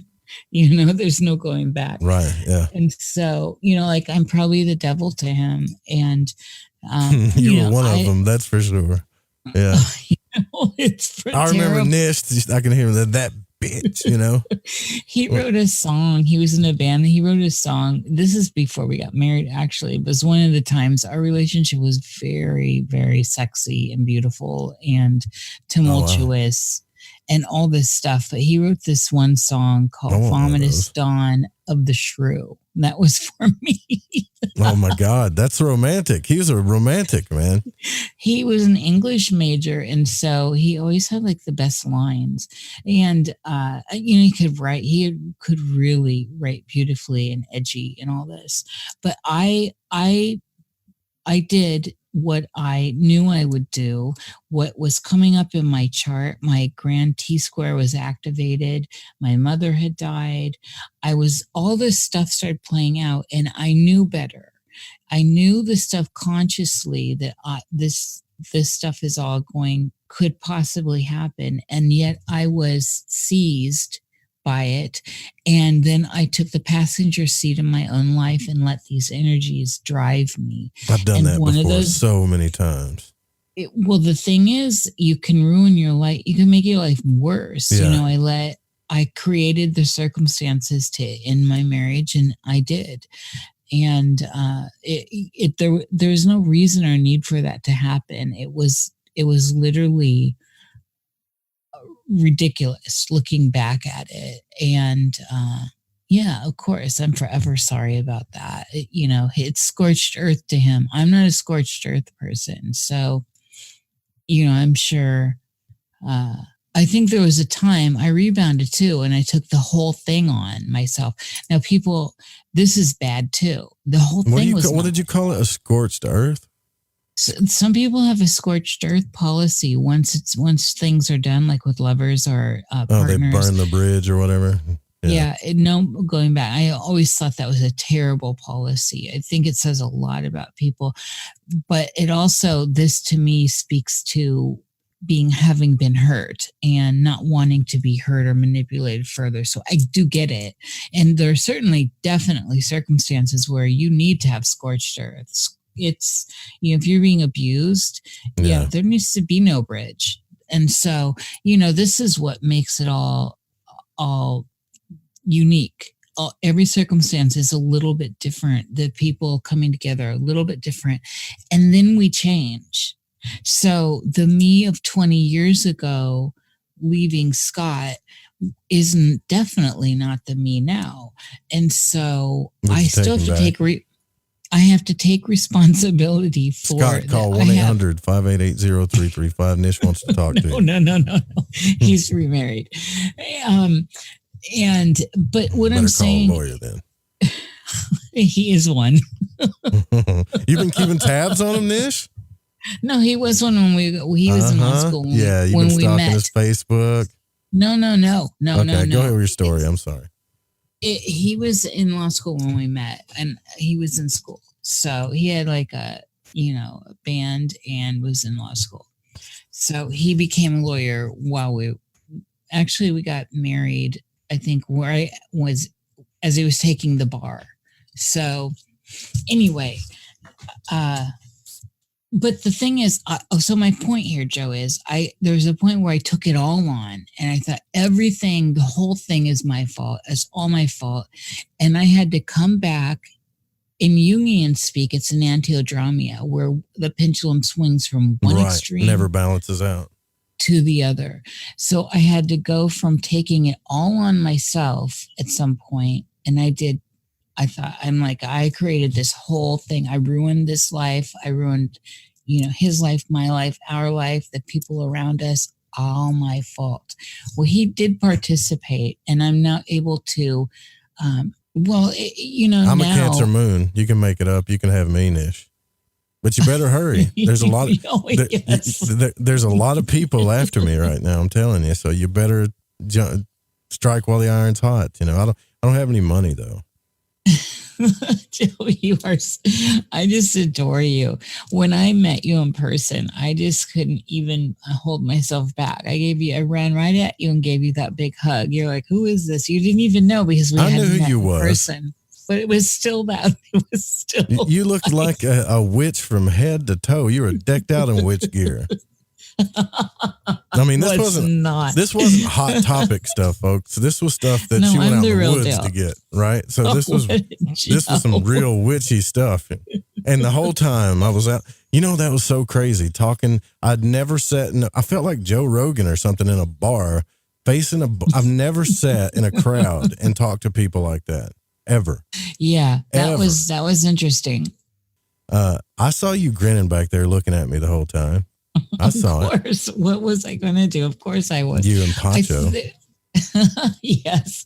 Oh, man. Yeah, Patrick is fantastic. Patrick's my brother. He's my brother from another mother. And we have a lot of same synastry in our charts, too, honestly. Really? The nodes, a lot.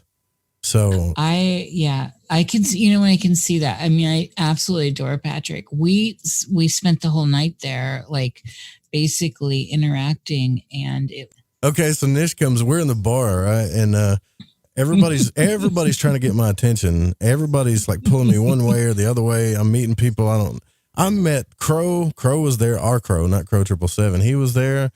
Some other guy that listened to the show, forget his name. He was cool, big dude that was sitting at the bar. Really cool guy. Oh yeah, yes. Talked to me, and everybody's asking Clyde questions, and then he asked me one, and I was like, "Whoa, okay, somebody wants to talk to me, all right, And so, anyways, I walk over there, and Jeremy's like, "Do a shot with me," and all these other people are like, "Smoke a bowl with me." I can't do this. I don't want to go home with one foot on the floor and one on the couch, trying to hold myself still. So I'm trying to roll out of there. Plus, the person I was seeing is out there waiting on me, and it's a long distance situation. So I'm trying to take advantage of that. And Niish walks up and she's like, "Hey, are you leaving?" And I'm like, "Well, I'm trying to, And she's like, "Well, Pacho doesn't have a place to stay. What are you going to do about that?" And I was like, "Well, I don't know." Like, I felt so bad because the way I responded, I was like, because he's like my brother, and I was like, "Well, I don't know what to tell you." And the whole time, I was so like distracted from everything. I was staying at this place that has a bunk bed in it, Like I rented a hotel room that has a bunk bed in it, and it's Ryan Gable sleeping on the top bunk, and I slept on the bottom bunk the night before, and then I stayed, with my ex in the room. But anyways, and I'm thinking, so I was about to leave Pacho there, not knowing what he was going to do, and he drove all the way down to hang out with me, just having total faith that we're brothers and I'm going to take care of him. And that's a long drive. Yeah, and I'm like, what am I doing? How did I walk? Like, how could I even think that for a second? And that was one of the, what that was actually, Niish? The reason I'm telling that story, that's how out of my element I was, how distracted I was, reaching for fulfillment. You understand what I'm saying? Yeah. Oh, yeah. I knew. I was in the highlight of my career, talking to one of my radio heroes, hanging out with the guy. Sitting next to my friend, sitting next to him, talking to people in a bar, and all I wanted to do was was get on air, talk, say hi to everybody, see how cool this is, but I wanted to go chase my desire. That was my ultimate. Think about that, folks. My ultimate emotional fulfillment. If you're like that, then you've got problems. I had a problem. Yeah. And if a person allows you to be that way towards them, they don't love you for who you are. A person that loves you is going to remind you, hey, you know, like, you need to go back in there, man. Then these people came here to talk to you. Yeah. Pacho's in there, you know? Yeah. But we are all still here and we love you. And that's, I think, in the end, too, how this, you know, how this all filters through. By the way, when it's all said and done, I want everybody to know that my ultimate fulfillment after this transmutation, I would love to go. What I've realized is, being a Cancer moon, is my highest ideal is not to be the greatest radio host in the world. Actually, my highest ideal is to have a stable home, family, and somebody that will love me until the day I die.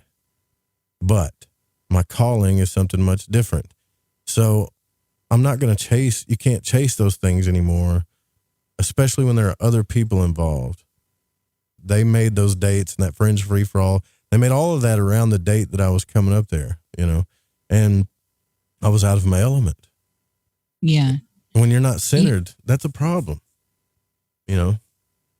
I think I think a lot of people have been in that position. I've been in that position, Joe, and there is that whole dynamic too, where you get a new partner. Oh, I love the old school term lover. It sounds sexier to me, and I don't care if it's not PC. It sounds sexy. You love the what? The term lover. It's, you know, it's a thing that happens, and understandably so. When you have hearts and stars in your eyes, and you know everything's throbbing and feeling good, and or even if it's rocky in the beginning, you're trying to make it work, or you want to make it work, you're doing the extra for it. I think everyone understands that. And the people that love you and are there for you, they're going to be there, even though we all know that everyone falls out when they get a new lover. It's just a typical thing. So I wouldn't beat myself up over it, but it was very clear. It was obvious. The universe doesn't. People are all unique, first and foremost. Okay, and so like you're unique, right? You got a unique energy about you that nobody else has. This person had the type of energy that I'd never met before. It doesn't mean anything other than I was supposed to feel something, whether it was real or not, which apparently it wasn't. But also, at least it's supposed to realize that that's how deep I can go, right? If I want to, I have that capability. And when I'm not going to get into the details of it, but how deep can you go? I can go pretty deep. You know what I'm saying? Like it gets out there, man. It gets down there and out there, right? And it's like, damn, I didn't know I had this emotional depth, really, and it made me addicted. It did. It made me addicted to it. It became a toxic attachment almost by fault of fear of losing it. Yeah. Fear of wondering if it's going to go away. Not loving it, and loving myself, but fear of wondering if it's going to go away. Meanwhile, I didn't realize what was going on. And then when I was in Portland, I spent New Year's Eve with Clyde and Janine. I spent New Year's Eve with Clyde Lewis. It was just me, Clyde, and Janine. Think about that. If you're a Clyde Lewis fan, think about that. You get to hang out with Clyde Lewis all night. He's buying you drinks, talking to you about stuff, mentoring you, telling you things. And then the last night I was there, he gave me advice. He gave me advice about women, by the way, which I didn't really take because I'm not fond of, I don't want to go into that, but basically, he told me, just do what you're told when you're told, and everything will be okay. And I'm like, oh, God, I might end up better being alone, you know, if that's the way it is. My dad used to say that, too, and he's miserable. Yeah, that's old school. And Clyde's old school. Yeah, he is. He's awesome, by the way. Yeah. Yeah. I got to watch Star Wars with him, man, like the last Skywalker film with Clyde Lewis, and I was so out of my element. They took me to a theater that's got those nice reclined, you know, the chairs that recline all the way back. I mean, all the way back, and you got all that room. Do you remember which one? There are some great theaters in Portland. I don't remember the name of it, actually. We were around Hollywood or something like that, I think. Okay, yeah, I know which one. I can't think of the name of it either. But and yeah. Plot points are happening in the movie. And because I've been staying up at night, in emotional pain or whatever you want to call it, I'm passing out in the movie. Like I'm passing out next to this guy. And he's like, "You asleep, man?" I'm like, "Nope." And I'd wake back up and it's like, I wasn't totally present for that moment in my life. Do you see what the universe is like showing me here? Yes. It's showing me that. We think it's a curse because we're like, oh, the pain, oh, this sucks. Oh, what an evil person that person is. But it's not. Like it's showing you, it took you on a detour for a moment to show you something about you. Yeah, but Joe, you have to, and you did do this, but just to bring this into like a grounded. I had a fun time Saturday night though, but anyways. With a grounded way, you have to go through it. And so it doesn't matter how you sound at the other end of it. When you're in it and you're feeling that level of sorrow, it doesn't matter what other people say and how philosophical people can be about these things and the transmutation of it all. It hurts. It doesn't feel good. It sucks. And that you just have to go through. There's no way to move through it. You're on the ride. You have to just get to the other end. Then you find out more truths later, like, right? You just find out later, like that person was just waiting for you to leave so they could have that other person come in. And you're like, what? Like I came 3,000 miles for that? Seriously. I know, Joe. I was just, all I could think was, it was the new lover thing. Portland was awesome though. It really was. You were just trying to, you were trying to go deep. Now listen though, I went deep, by the way. I know. But listen, there's to be fair, there's a bigger story here, and to be fair to that person in my story, there's a bigger story there. And I'm not making excuses for him by no means, but there's more plot points and stuff in there, So actually, I did get some good advice, and if anybody's going through this from Clyde did make me feel better. It was New Year's Eve. He sat in front of me, and he bought a whole bottle of champagne. He poured everybody a glass, and he looked at me and said, "Dude, think about it this way. You got to come to Portland. You got to hang out with us. And this whole thing, what did you learn? You learned something, and it's only 5 months out of your life, 4 whatever, how many ever it was. That's a blip in your life. A blip,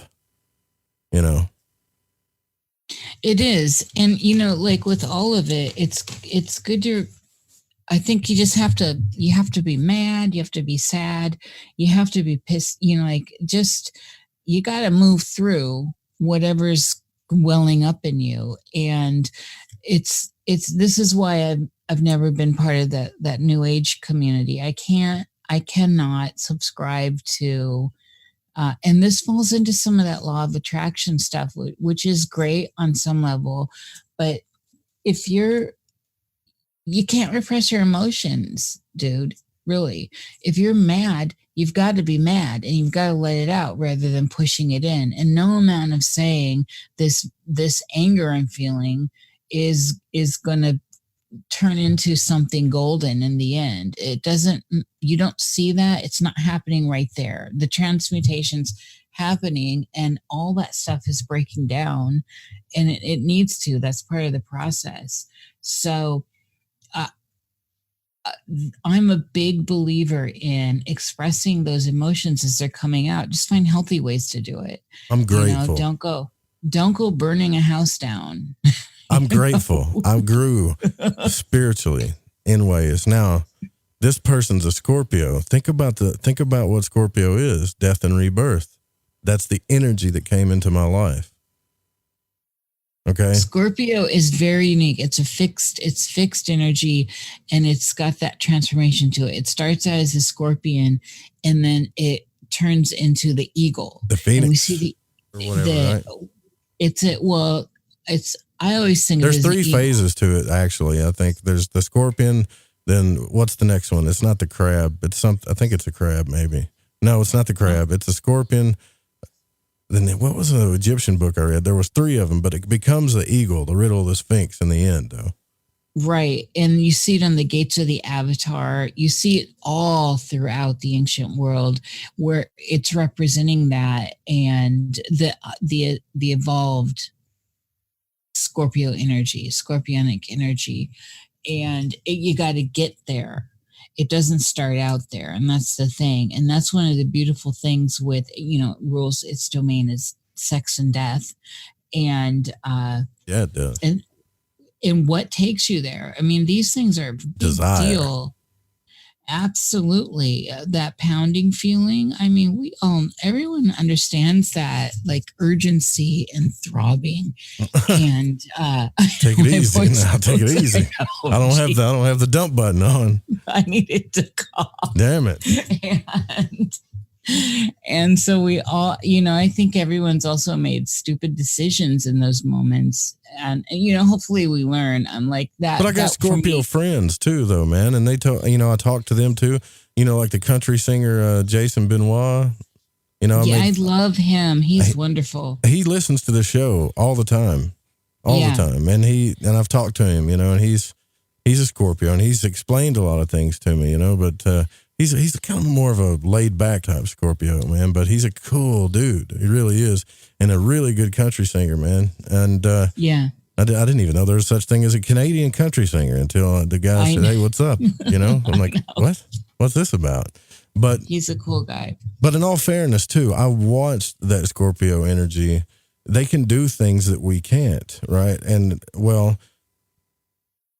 all most of us have that energy in us somewhere. Some of us don't.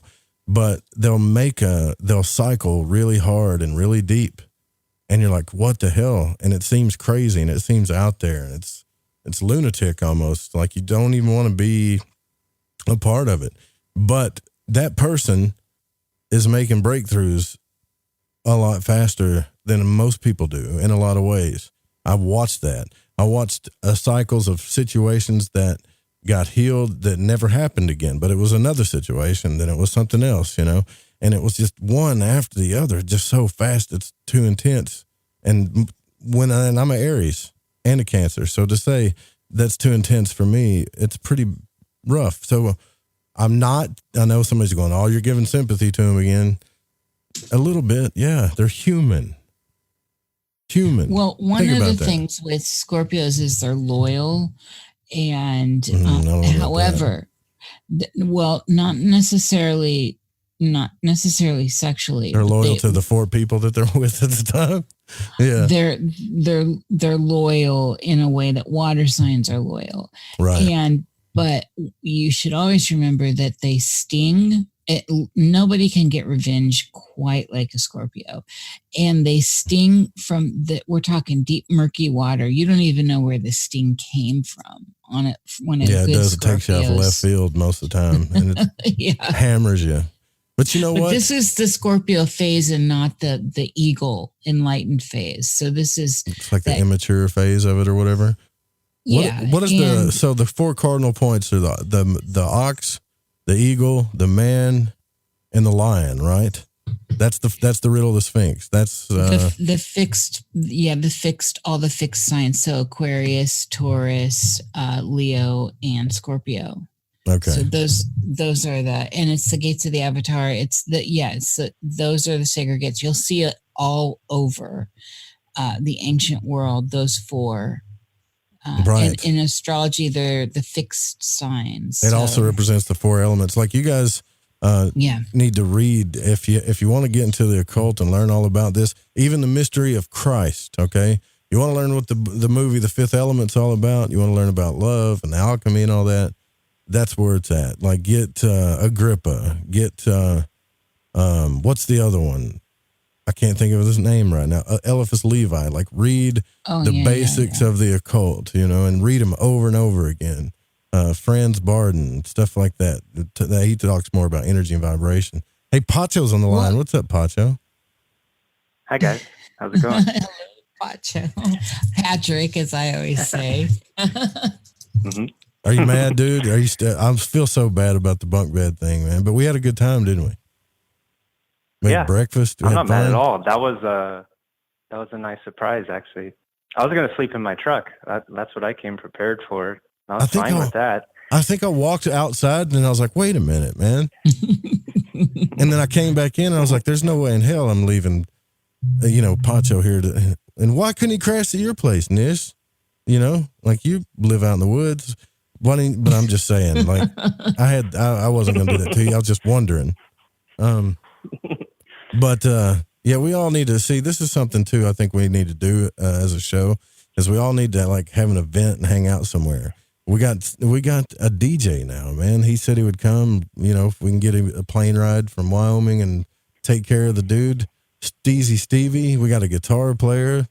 We got campfires. We got everything we need to have a good event, except maybe some UFOs.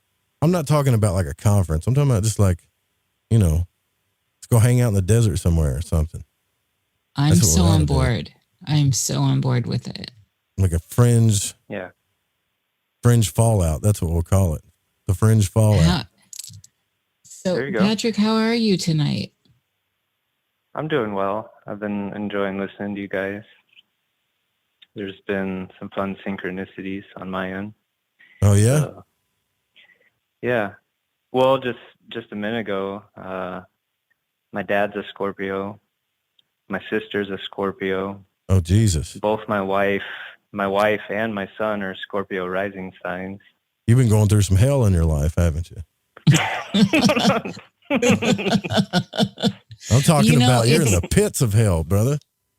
I think the rising is more important than the sun sign anyway. So yeah, I think so too. That's just me. It's how people perceive you. It's Well, but you do seem to attract that, Patrick.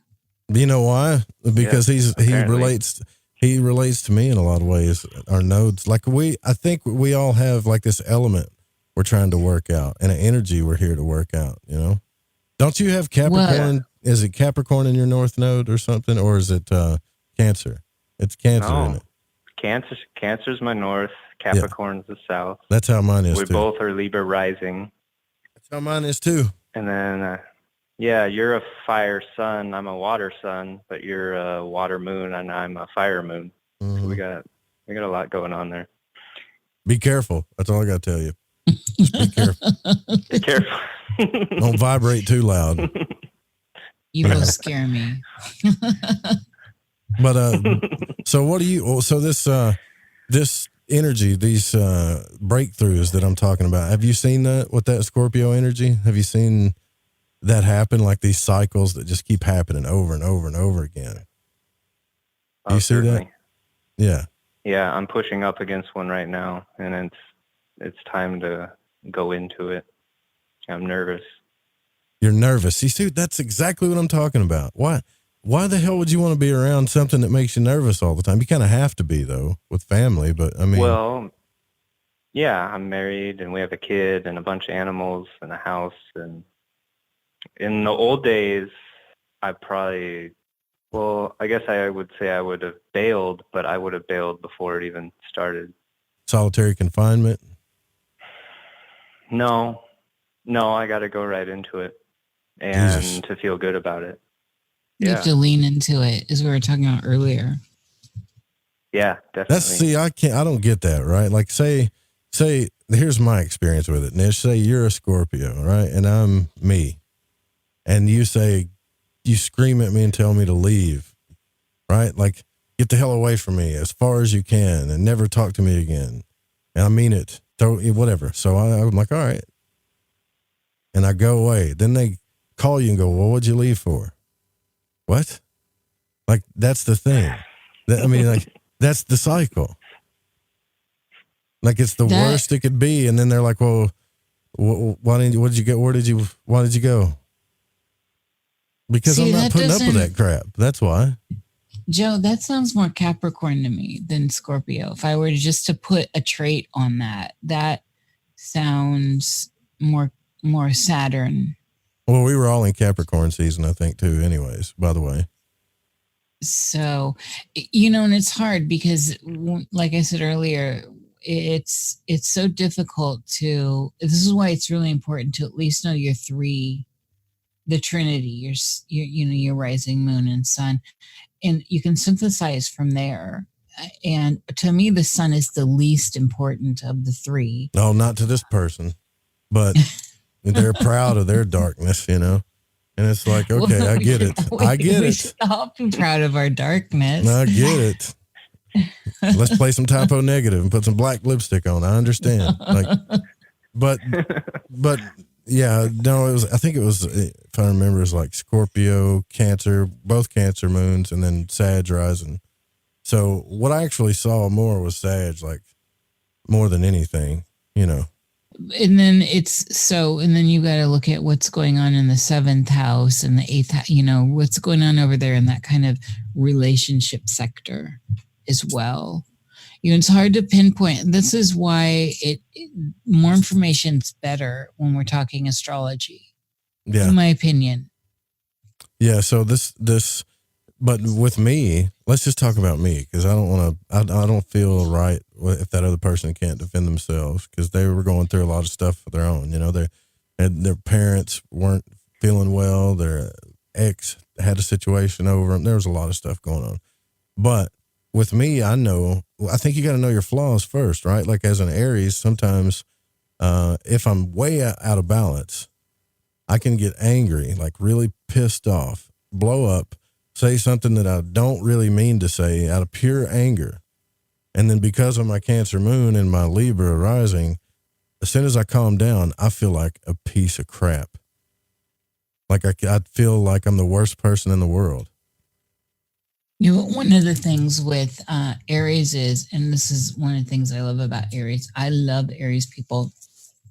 In Vedic astrology, I'm actually Aries, but is that they move on fast. So those bursts, those blow-ups are it happens, it's over, it's done. It's like a fart. That's terrible that you say that. That's awful. Girls shouldn't I could talk have been about more farts. late. Oh, I should have said flatulence. Sorry, Joe.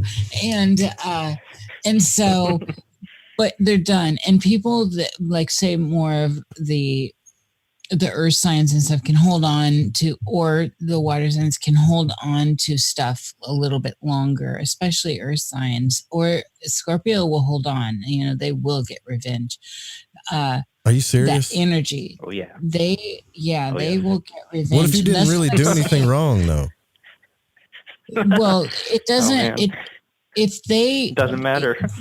We're all Jesus dealing Christ. with ourselves in the end, and so if they feel scorned, they feel that line's been somehow crossed. It doesn't matter if you see it, if they feel it, and that's what's important here. And it's water. If they feel it, that's a big deal, and it is a big deal. But it's a very big deal to Scorpionic energy, and it will come for you, and you won't know where, and you won't know why, and it can be years later. They're very, very intense. Like, Yeah, because they would tell me that. They tell me Yeah. about this person that hurt them, and I'm like, forget about it, man. It was months ago, but I want them to feel the way I felt, like they would. And I'm like, damn, really? Like, let it go, It's, we're all just stumbling in the end. And so this is why chemistry is so important, and that whole frequency thing.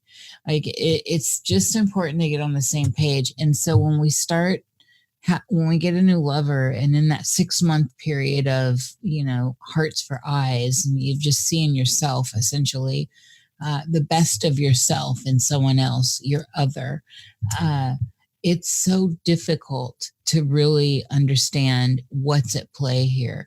And then there is that whole kind of star attracted and sometimes star-crossed energy where you're really pulled together. Like it looks like the universe has somehow conspired to bring you together for whatever reasons. Not only Past that, though, lives. you're finishing each other's sentences. Like if you have a thought, they have the thought. Like there's a real connection there too. Yeah, all that stuff, that's the luster, that's the magic, and that's what makes it feel so much more brilliant and exciting. But if it was just a facade or a facsimile, it will fade away and you'll eventually see who you are. It's like the bar lights when they come up, you know.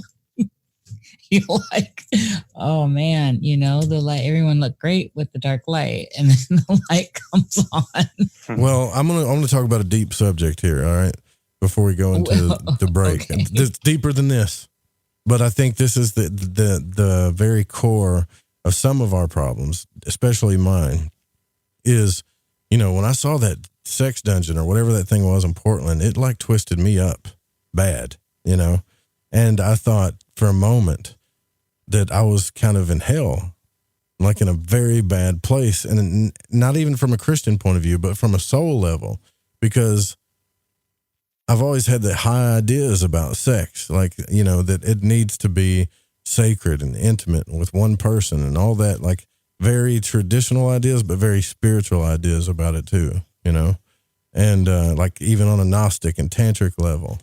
And I still believe that. And I cannot bring myself as a man, which is kind of weird for a man, because usually men can detach from that. I cannot detach from that. It is who I am. I cannot share myself with somebody. If I do not have a deep love for them, it will not happen ever again in my life. Like it just is, that's just who I am. And yet it crushes me when to be with a person can detach and can just do it for the hell of it. Like it's nothing. And they call that maturity, right? That's sexual maturity or whatever. You're just inexperienced. And yet all of the scientific studies, all of them, show that it has a direct connection to every emotion that you have in the chemical makeup of your brain. So what are these people doing to detach themselves? I don't think they are. I think they're fooling themselves is what I think. But that's just me right now, and that's where I'm at. And so this is where I'm at. I'm exploring myself emotionally, trying to figure out why that's there. Even when I was in high school, like all of it, you know, when you do something stupid and you end up hooking up with a girl or whatever, and everybody's all, you know, your buddies are high-fiving each other, but I never felt great about it. Never. And I think you know, I don't know. There's so much to say there, Joe. Yeah, because everybody's different, I think. That's what everyone's different, and we're all different within our lives. So, you know, like I think back to 1996 and, you know, oh honey, the fire was burning.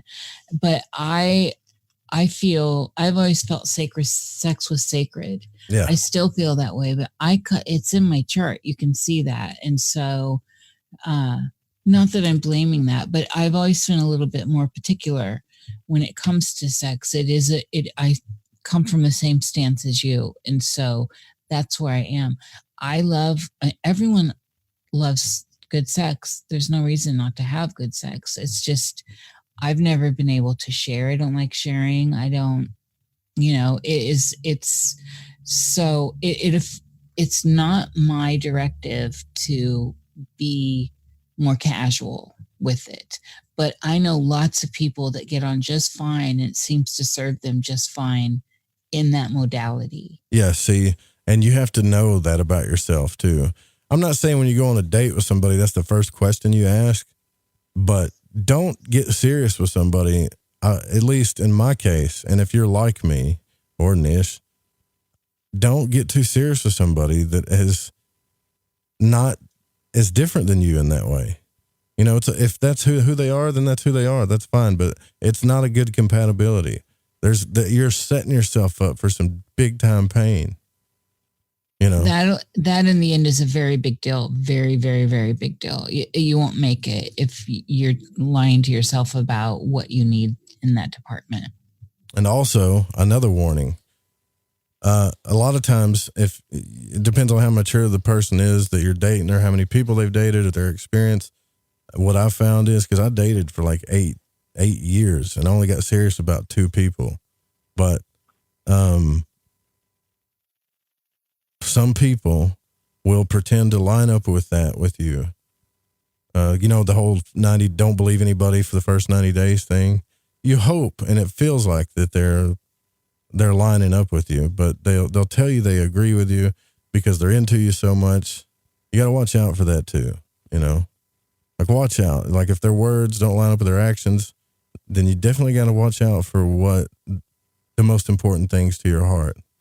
And I'm almost 40 years old, and I'm just now learning that. You think I would have learned that by 20-something? No, I think for me, looking at the cycles, it seems like the 20s are where we should be making mistakes, and we should be being more, I hate to use this word, more risky with things. And I'm not advocating being risky, use a condom and all that stuff. Get checked, go get tested. Yeah, but this is where you should be exploring who you are and what's going on with yourself. And when Saturn comes around at 27 to 30, that's when you get that first initiation into what have you learned here in this first, phase, and starting to build a foundation from that. Now you should have some experience and move forward from there. And that's a good place. It's hard to see people that repress themselves and then all of a sudden they're like 50 or 60 and doing crazy stuff that's just like, I don't know. I don't judge it, but no, it's I know like, exactly what you're saying. You can tell that they repressed it early on for whatever reasons. And then it came out, and it's just, it seems, there seems to be a sadness in observing that. Repression's ugly. I hate to see it in anyone. And when it comes out finally, it can be monstrous, in the end. Yeah, it's very sound advice from Niish there. But, It's just not advice. I don't give advice. That was good advice, though. I mean, don't suppress that stuff. But being an Aries, and if you're an Aries out there, you probably are getting close to knowing what you like. Because I'm one of those people like, you want to do that? Really? Okay, we'll see. And then I'll just be like, nope, don't like that. Or, nope, that's cool, Others may be a little bit weary of it, weary of trying new things. I don't know, but all I know is that my soul's attached to it. It's important to me. Like, you don't learn, I swear to God, Nish, is what I'm trying to say when I started the show, is like, you don't learn the deepest things about who you are without going into the dark. You just don't. The most important things about who you are.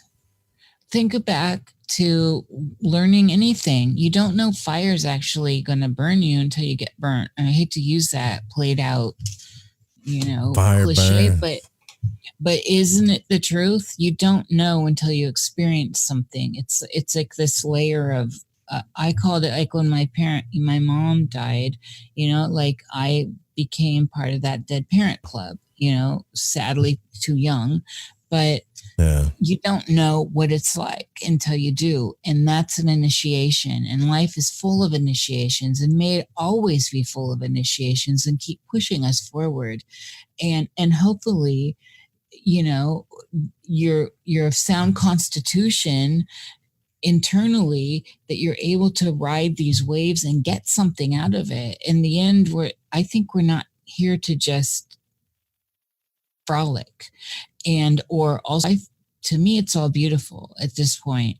And that's why I always use the word exquisite in front of pain, because in the end, it's sensate, and it's bringing you into the lucid aspect of inhabiting your life. It's very important. It's essential. It's how you wake up in the dream. This gets deeper than me. I don't know if I like that. You're silly. Patrick, I'm so glad you called in. We get carried away up in here. Yeah, I got to take a break too. So you staying on the phone, Pacho? There's 3 more lines open if anybody wants to jump in. Everybody's tuning into the Fringe and like, what are these people talking about, man? Where's the UFOs? Where's all the cool stuff, right? Like, we can serve UFOs, Joe. We can talk about that too, but I consider lighting the void as the void. It's definitely eclectic, and it's nothing and everything. The Ein Sof. right? Absolutely. Where's the Chainsaw 4, maybe? I don't know. Well, it's radio. That's another thing. It's real radio. It's live. It's real. The calls are unscreened. That's what's sexy. This show's sexy. It's a sexy show. It's deadly. It's all of the above. This is Stevie, man. One of the Void Walkers from Wyoming. He's going to take us into a break here, spinning his stuff. Right. So I can earn more. So I can do more pills. I use pills so I can work longer. So I can earn more. So I can do more pills. You're listening to the Fringe FM. Somewhere between abnormal and paranormal, there's a show called Into the Paranormal. I'm Jeremy Scott. Hear me live Saturdays at 6 p.m. Pacific, 9 Eastern on the Fringe FM. Joseph Roop is your host. Pull back the blinds and uncover the truth. This is Lighting the Void Radio.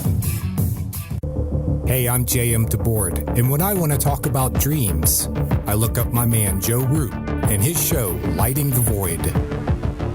The Fringe FM isn't just a radio station. We also provide services for all your audio production needs. If you are interested in live radio or pre-recorded podcasts, we're here to help. We even do audio enhancements and voiceovers if needed. If you want to do a podcast or live radio show and even want the option to syndicate on terrestrial radio, from simple audio file enhancement to live production and call screening, we have you covered. We have worked with some of the best professionals in the business in order to provide coaching instruction for content creation, show structure, and more. Contact The Fringe Digital Media for more at info@thefringe.fm. That's info@thefringe.fm, or call 501-777-5631 for a consultation. Hey, this check is wrong. I worked a holiday and 7 hours of overtime. Not getting paid correctly is a real pain. It could also hurt our boss if our company provides out-of-compliance checks.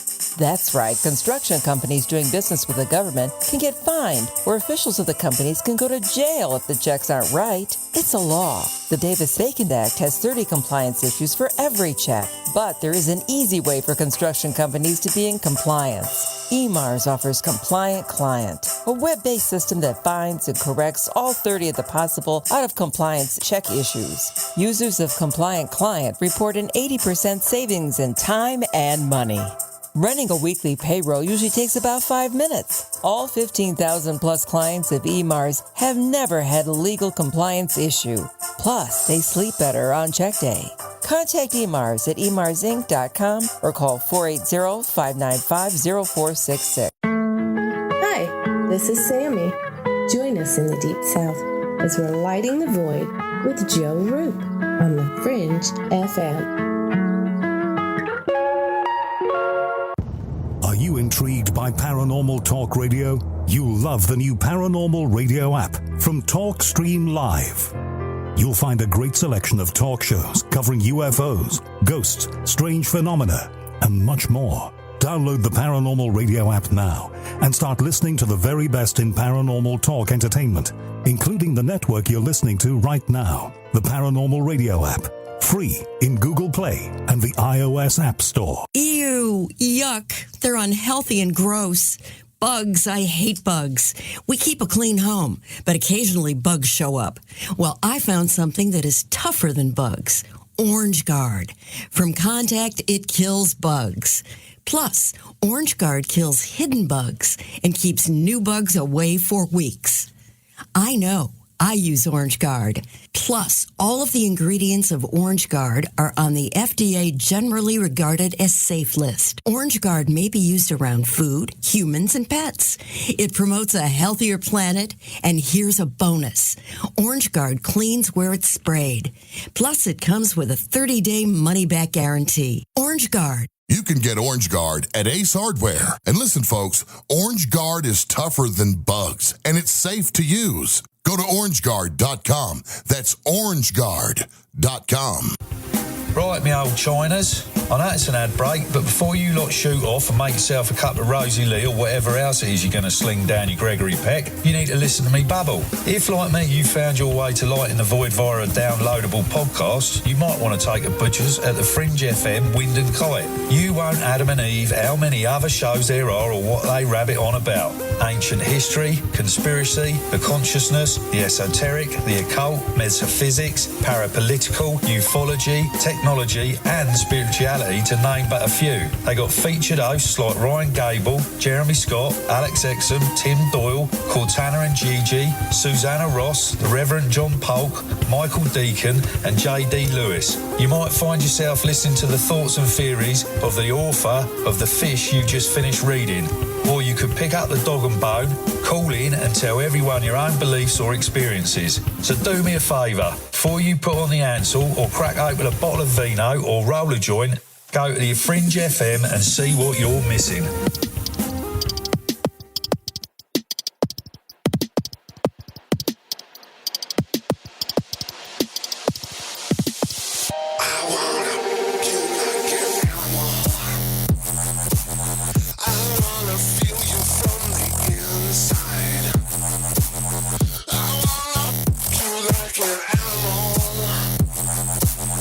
Well, I don't know. I hope those lyrics are proper. I don't know. I was just playing, but Nine Inch Nails Closer is on. It's probably not bleep, but either way, it's still cool. It's we're not hooked up to any terrestrials right now, so but we can. We've got the dump for it, and I was going to use it tonight. I was actually going to curse on purpose just so I could use the dump button tonight.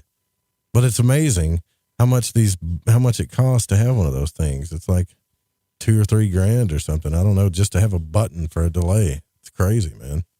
But yeah, so what were you talking about for the break? The emotional attachment to sex? Yeah, that's pretty crazy. Right? That's one of those things that I realized that I'm not ashamed of. I used to be ashamed of that. The dark also made me realize that to gauge somebody's emotional bandwidth, right? So you can tell somebody's emotional bandwidth pretty quick, like how much are they willing to deal with before they can't. So I'm learning. So don't be afraid of the devil. Devil cards, is it a bad card, Nish, actually? No, I don't think they're, I don't believe in the whole bad, good thing. Like I said, everything wants to live. Everything has expression. The devil card represents, it's a card of choice, just like the will, the Chariot. It's a card of choice. The devil is about addictions and things we're tied to, and bonds we have, attachments. Choice, again, it's a card of choice. Choices we've made that get us into those positions where we're bound. And this is the thing that people lose sight of when they think of the devil card. We bind ourselves. We made the choices on the journey, the fool's journey. The fool found himself bound to the devil by his own doing. Uh-huh. So there's no, this is how I view it, at least. It's not a deity card. Yeah, I never thought it was a bad card either. Like the word, like people look at the word serpent. Oh, it's a serpent. It's got to be bad. But I mean, in ancient times, the serpent was wisdom. It meant good things. There was not good things, but I guess it had a purpose. And when I look at the devil card, and then I look at, so I got them right here in front of me, and then I look at the lover's card, I'm looking at two different choices here, or two different scenarios. And they're the same. They're both the same, there. Yeah. I mean, they're the same. They're the lovers right there. And they are also falling out of the tower.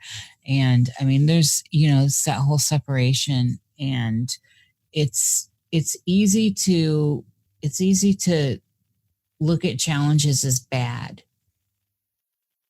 rather than say, this is a challenge. And am I up for this challenge or not? Or is this in control of me? Is this habit now something I am a slave to? I am out of control. It's when you question yourself. You need to question yourself. We don't question ourselves until we run up against friction. And that's when it's like, what? There's no wall. It's an impasse. How do I get past here? And that's when you have to question yourself. How did I get here? Why am I here? What's the way out? Do I want to get out? Yeah, you know what's really cool too is the way they put the symbolism in here, like all the little stuff. They want you to. That's why, like, if you ever study tarot, or if you go to a tarot school like Builders of the Adytum, that's a 6-year tarot school, and they teach you all the correspondences, energies, even the notes that correspond with it, everything. But they make you color your cards and scry with them, so you know every little thing you can about the tarot. Paul Foster Case's school, but you can just study tarot. You don't have to go to that school. But what I'm saying is I think the reason why the tarot works so well for divination is because of the symbolism that's attached to the energies, you know, like the energies of life, the energies of the cosmos. It's all in there. And when you look at the devil card, I don't know if anybody's got it pulled up. The man and the woman are not, it's like they're not even looking at each other. One's looking away and the man's looking at the ground. The man's tail is on fire from the devil's torch, and the woman's fruit is behind her on her tail. She's not even touching it. And they got chains around their neck that are loose. They can take them off if they want to. And then there has to be something with the triangle head and all that. But when you look at the lover's card, they're standing on solid green grass. They're grounded. You know, there's an angel above them. They're not chained to anything. And the man is looking directly at the woman, which obviously he desires, so that's not bad. The woman is looking at the angel, and the angel's looking down at both of them. So there's a trinity going on there, kind of like a cycle or something a little bit more grounded and complete. And then you got the tree of fires like behind him, and then the serpent on the tree behind the woman, the tree of life. So what it's showing you there is, it's really showing you the tree of life inside there, actually, but it's cool to see. And when you really start studying this stuff, what it is, and there's probably 1,000 different things inside these cards that are true. And that's what a deep symbol is. I think the tarot is kind of perfect, if you ask me. It's a perfect thing for your life if you want to study what's going on with yourself, you know? I have, I mix with my readings too. I love working, and I worked with these cards before they got their renaissance recently in the last several years. With the Lenormand cards have long been my favorite to work with because they're so simple. Cool. They are literally, you read them like the tarot you scry into, and you look at all the extra symbolisms, and you get into the astrology of it all, and there's a million different ways to synthesize and read them and all this. The Lenormand cards, you read like a sentence, and it's that simple. The tree, it represents basically 2 words, and then the key and the stork and all this, and they're very simple, and there's no scrying involved. And so I like to interchange the 2. So I usually go straight to my Lenormand. I do three Lenormand every morning. 1 in the center. I don't do the linear thing. 1 in the center, and then cards on the sides, 1 on each side, that give me more information on the center card. There's no linear for me, not past, present, future like most people. And then if I need further information, then I pull out the tarot and I get more from that. And that's kind of how my daily readings go.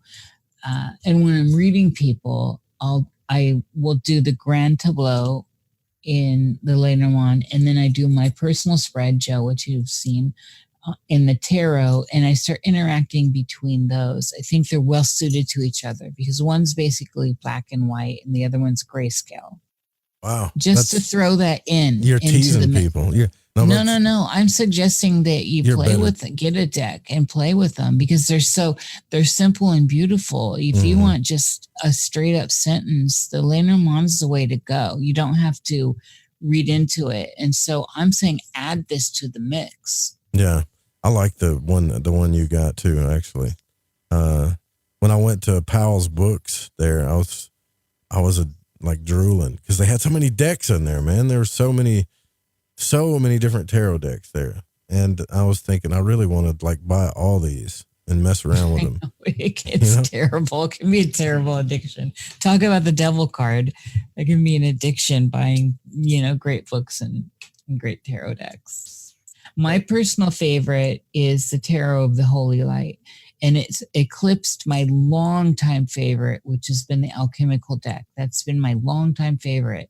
But this Tarot of the Holy Light, which I recently got, and her 3 books is stellar. It's the best deck I've ever experienced. How many tarot decks do you own, Nish? I don't buy them like I used to. I used to own hundreds, and now I give them away. By the way, I find magical gifts are very important. And when I've used one, I think adding your energy and then passing it on to someone is a beautiful thing with magical tools. So that's so cool. I don't know. You say that. I don't have that many, Joe, anymore. And like I said, I just keep it down to I'll always have the Rider-Waite-Smith deck. I think it's the essential and you need to have it. But my main one is just a basic Lenormand deck, and this now Tarot of the Holy Light. Amazing. Yeah, that's cool that you say that, because somebody's mailed me a whole tarot deck and it's been used for years. And then it was like, I think which deck was it? It? It's not, I don't even know if it's a tarot. It is. It's the Lover's Path Tarot by Chris Walder. It's a love familiar. deck. Mm-hmm. But it's super old. I mean, and there's mythologies and stories in here, and you think, well, this is just going to be some random cards, but no. Like the mythology the first time that I shuffled these, I have my own way of shuffling. And I pulled the spread out. It told my exact story through the mythologies that are on these cards. And I think what I get caught up in, and what a lot of people get caught up in, is they want to know the outcome of a situation. And that's the hardest one to get. That's the hardest one to understand, I think. The future, because there's choice involved. I don't think it's not always accurate. I think it just kind of shows you, if you stay on this path, this is more likely what's going to happen, but you can always change it. It's just like your astrological chart. People identify with it so hard. But if they read their real reports, it tells you how you can overcome a lot of the obstacles and what you should take advantage of. And that, it's a best guess scenario. That's the point, isn't it? It's a tool. Yeah. These are tools. And to use them as tools and not be, again, this comes back to the devil card. That, not be controlled by them. Use them for what they are. It's not like the holy sacred of holy of holies. Nothing is that's external. I bet you got some kind of weird divination tool that's super dark you're not telling us about, don't you, Nish? I have some skulls and stuff. Oh, of course I do. You know this. You should know this at least. Not for your Instagram. Let me see what the baby skulls say. And then she just throws out like 6 baby skulls. No, I don't have baby skulls. Maybe baby crystal skulls, but not like baby skulls. Yeah, I love witchery. I love all the dark stuff. I'm attracted to a Pluto energy, and but I don't see it. I'm not about the facsimile. I'm not a Hot Topic girl, as you know. I am just natural. I've always been naturally attracted to the mysterious and the beautiful, and I throw in beautiful, the mysterious, occulted stuff. I like carved wood. I like old furniture. I like, heavy drapes and fringe, and it's just a thing. And I honor that, and I allow it to be in my world. But that's the Taurus in me. Well, Beauty is where you find it, and that's Betty Davis. Oh yeah, we only got a few minutes. I was going to do my love line talk. We'll have to do that next time. You're listening to Joe. Hey, this is Joe on Lighting the Void. How can I help you? I'm gonna, for extra money, I might get involved with the little 1-800 talk. I've heard there was other hosts that did that kind of stuff, other radio hosts. Does that all still exist in this day and age? Yeah, it still exists. You can, if I might get some extra side work, I can talk the dirtiest to any of them, you know? You got a good voice. That's right. Ring my bell. Yeah, but I got to be able to use, I'll be able to use my radio studio because I worked from home before. And I actually, when I was working for U-Haul, I was using my radio studios. It doesn't matter. As long as it's hooked up to the computer, they don't care, you know? Yeah, yeah. I got sound effects and everything. That's the base thing. I mean, sex sells. Yeah, sure. You know, that happened to me. God, I'll have to tell you the story anyways. When I was working at, I don't think I can say the name of the company because I get them in trouble. I was working for a cell phone company and tech field. And this girl called in and I was like, she was like, well, my phone's messed up. And I said, okay, we got to reset the phone. She's like, yeah. You know, she just started talking to me all sexy like, and I didn't even realize it at first until my manager did. And I was like, so you got to back up your phone and then I'll call you after you back it up. And she's like, oh, you'll call me after I back it up, huh? And my manager kind of leans down and he looks at me and I'm like, what's going on here? Right. You know? And then, so I ended up calling my bumper. Yeah. I ended up calling her back after I took a call, called her back. And I said, all right, you got your phone? And she's like, yeah, I got it. I said, did you back it up? She said, yeah. She goes, you damn right I did. And she said it all sexy like, and I was like, oh no, man, I should be doing this for a living, right? 1-900-JOE. That's all you got to do is call. 1-900-GO-JOE. 1-900-GO-JOE. Yeah. Jesus. Well, I don't know what to do. 1-900, how deep can you go, Joe? How deep? Yeah. Yeah, right. I hope there's no prospects listening to the show that was thinking about picking up the show. Tonight is with Niish. These are shows that are not normal. Thanks for calling in, Pacho. Yeah, you're welcome. Thank you, Patrick. It's always such a pleasure. Had to verify the yeah. You had to verify. We didn't let Patrick speak hardly at all. No, I talked too much. I'm sorry. Yeah. Jeez. That's all good. How much time is left? I don't have a clock. 60 seconds. So we're going to get out of here. Not much time. Nish, we didn't talk about anything cool, but astrology, tarot, and psychology. Bye, and Patrick. Love. But it was all cool, Joe. It was all cool. I'm sorry, y'all. If you're disappointed, I'm sorry. But I like to talk about what I'm going through and what you're going through because everything's all weird in the void, man. But, you know, stay lit up. Don't hide your light under a bushel. And damn sure don't hide it in the void. We'll see Void Walkers tomorrow night. Same time, same channel. Nish is go check out noxmente.com. Also on YouTube, all the podcast players, if you want to follow her on Twitter as well. We'll see you guys tomorrow night. Big shout out to Pacho's here. Shout out to all you guys in the Fringe FM chat. Don't copy the show without written permission. See you guys tomorrow night. Good night. Good night. Ooh, like 20 seconds there.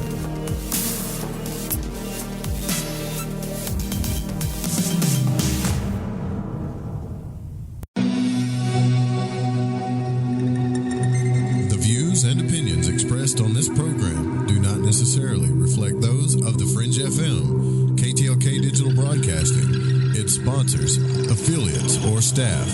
Listener discretion is advised.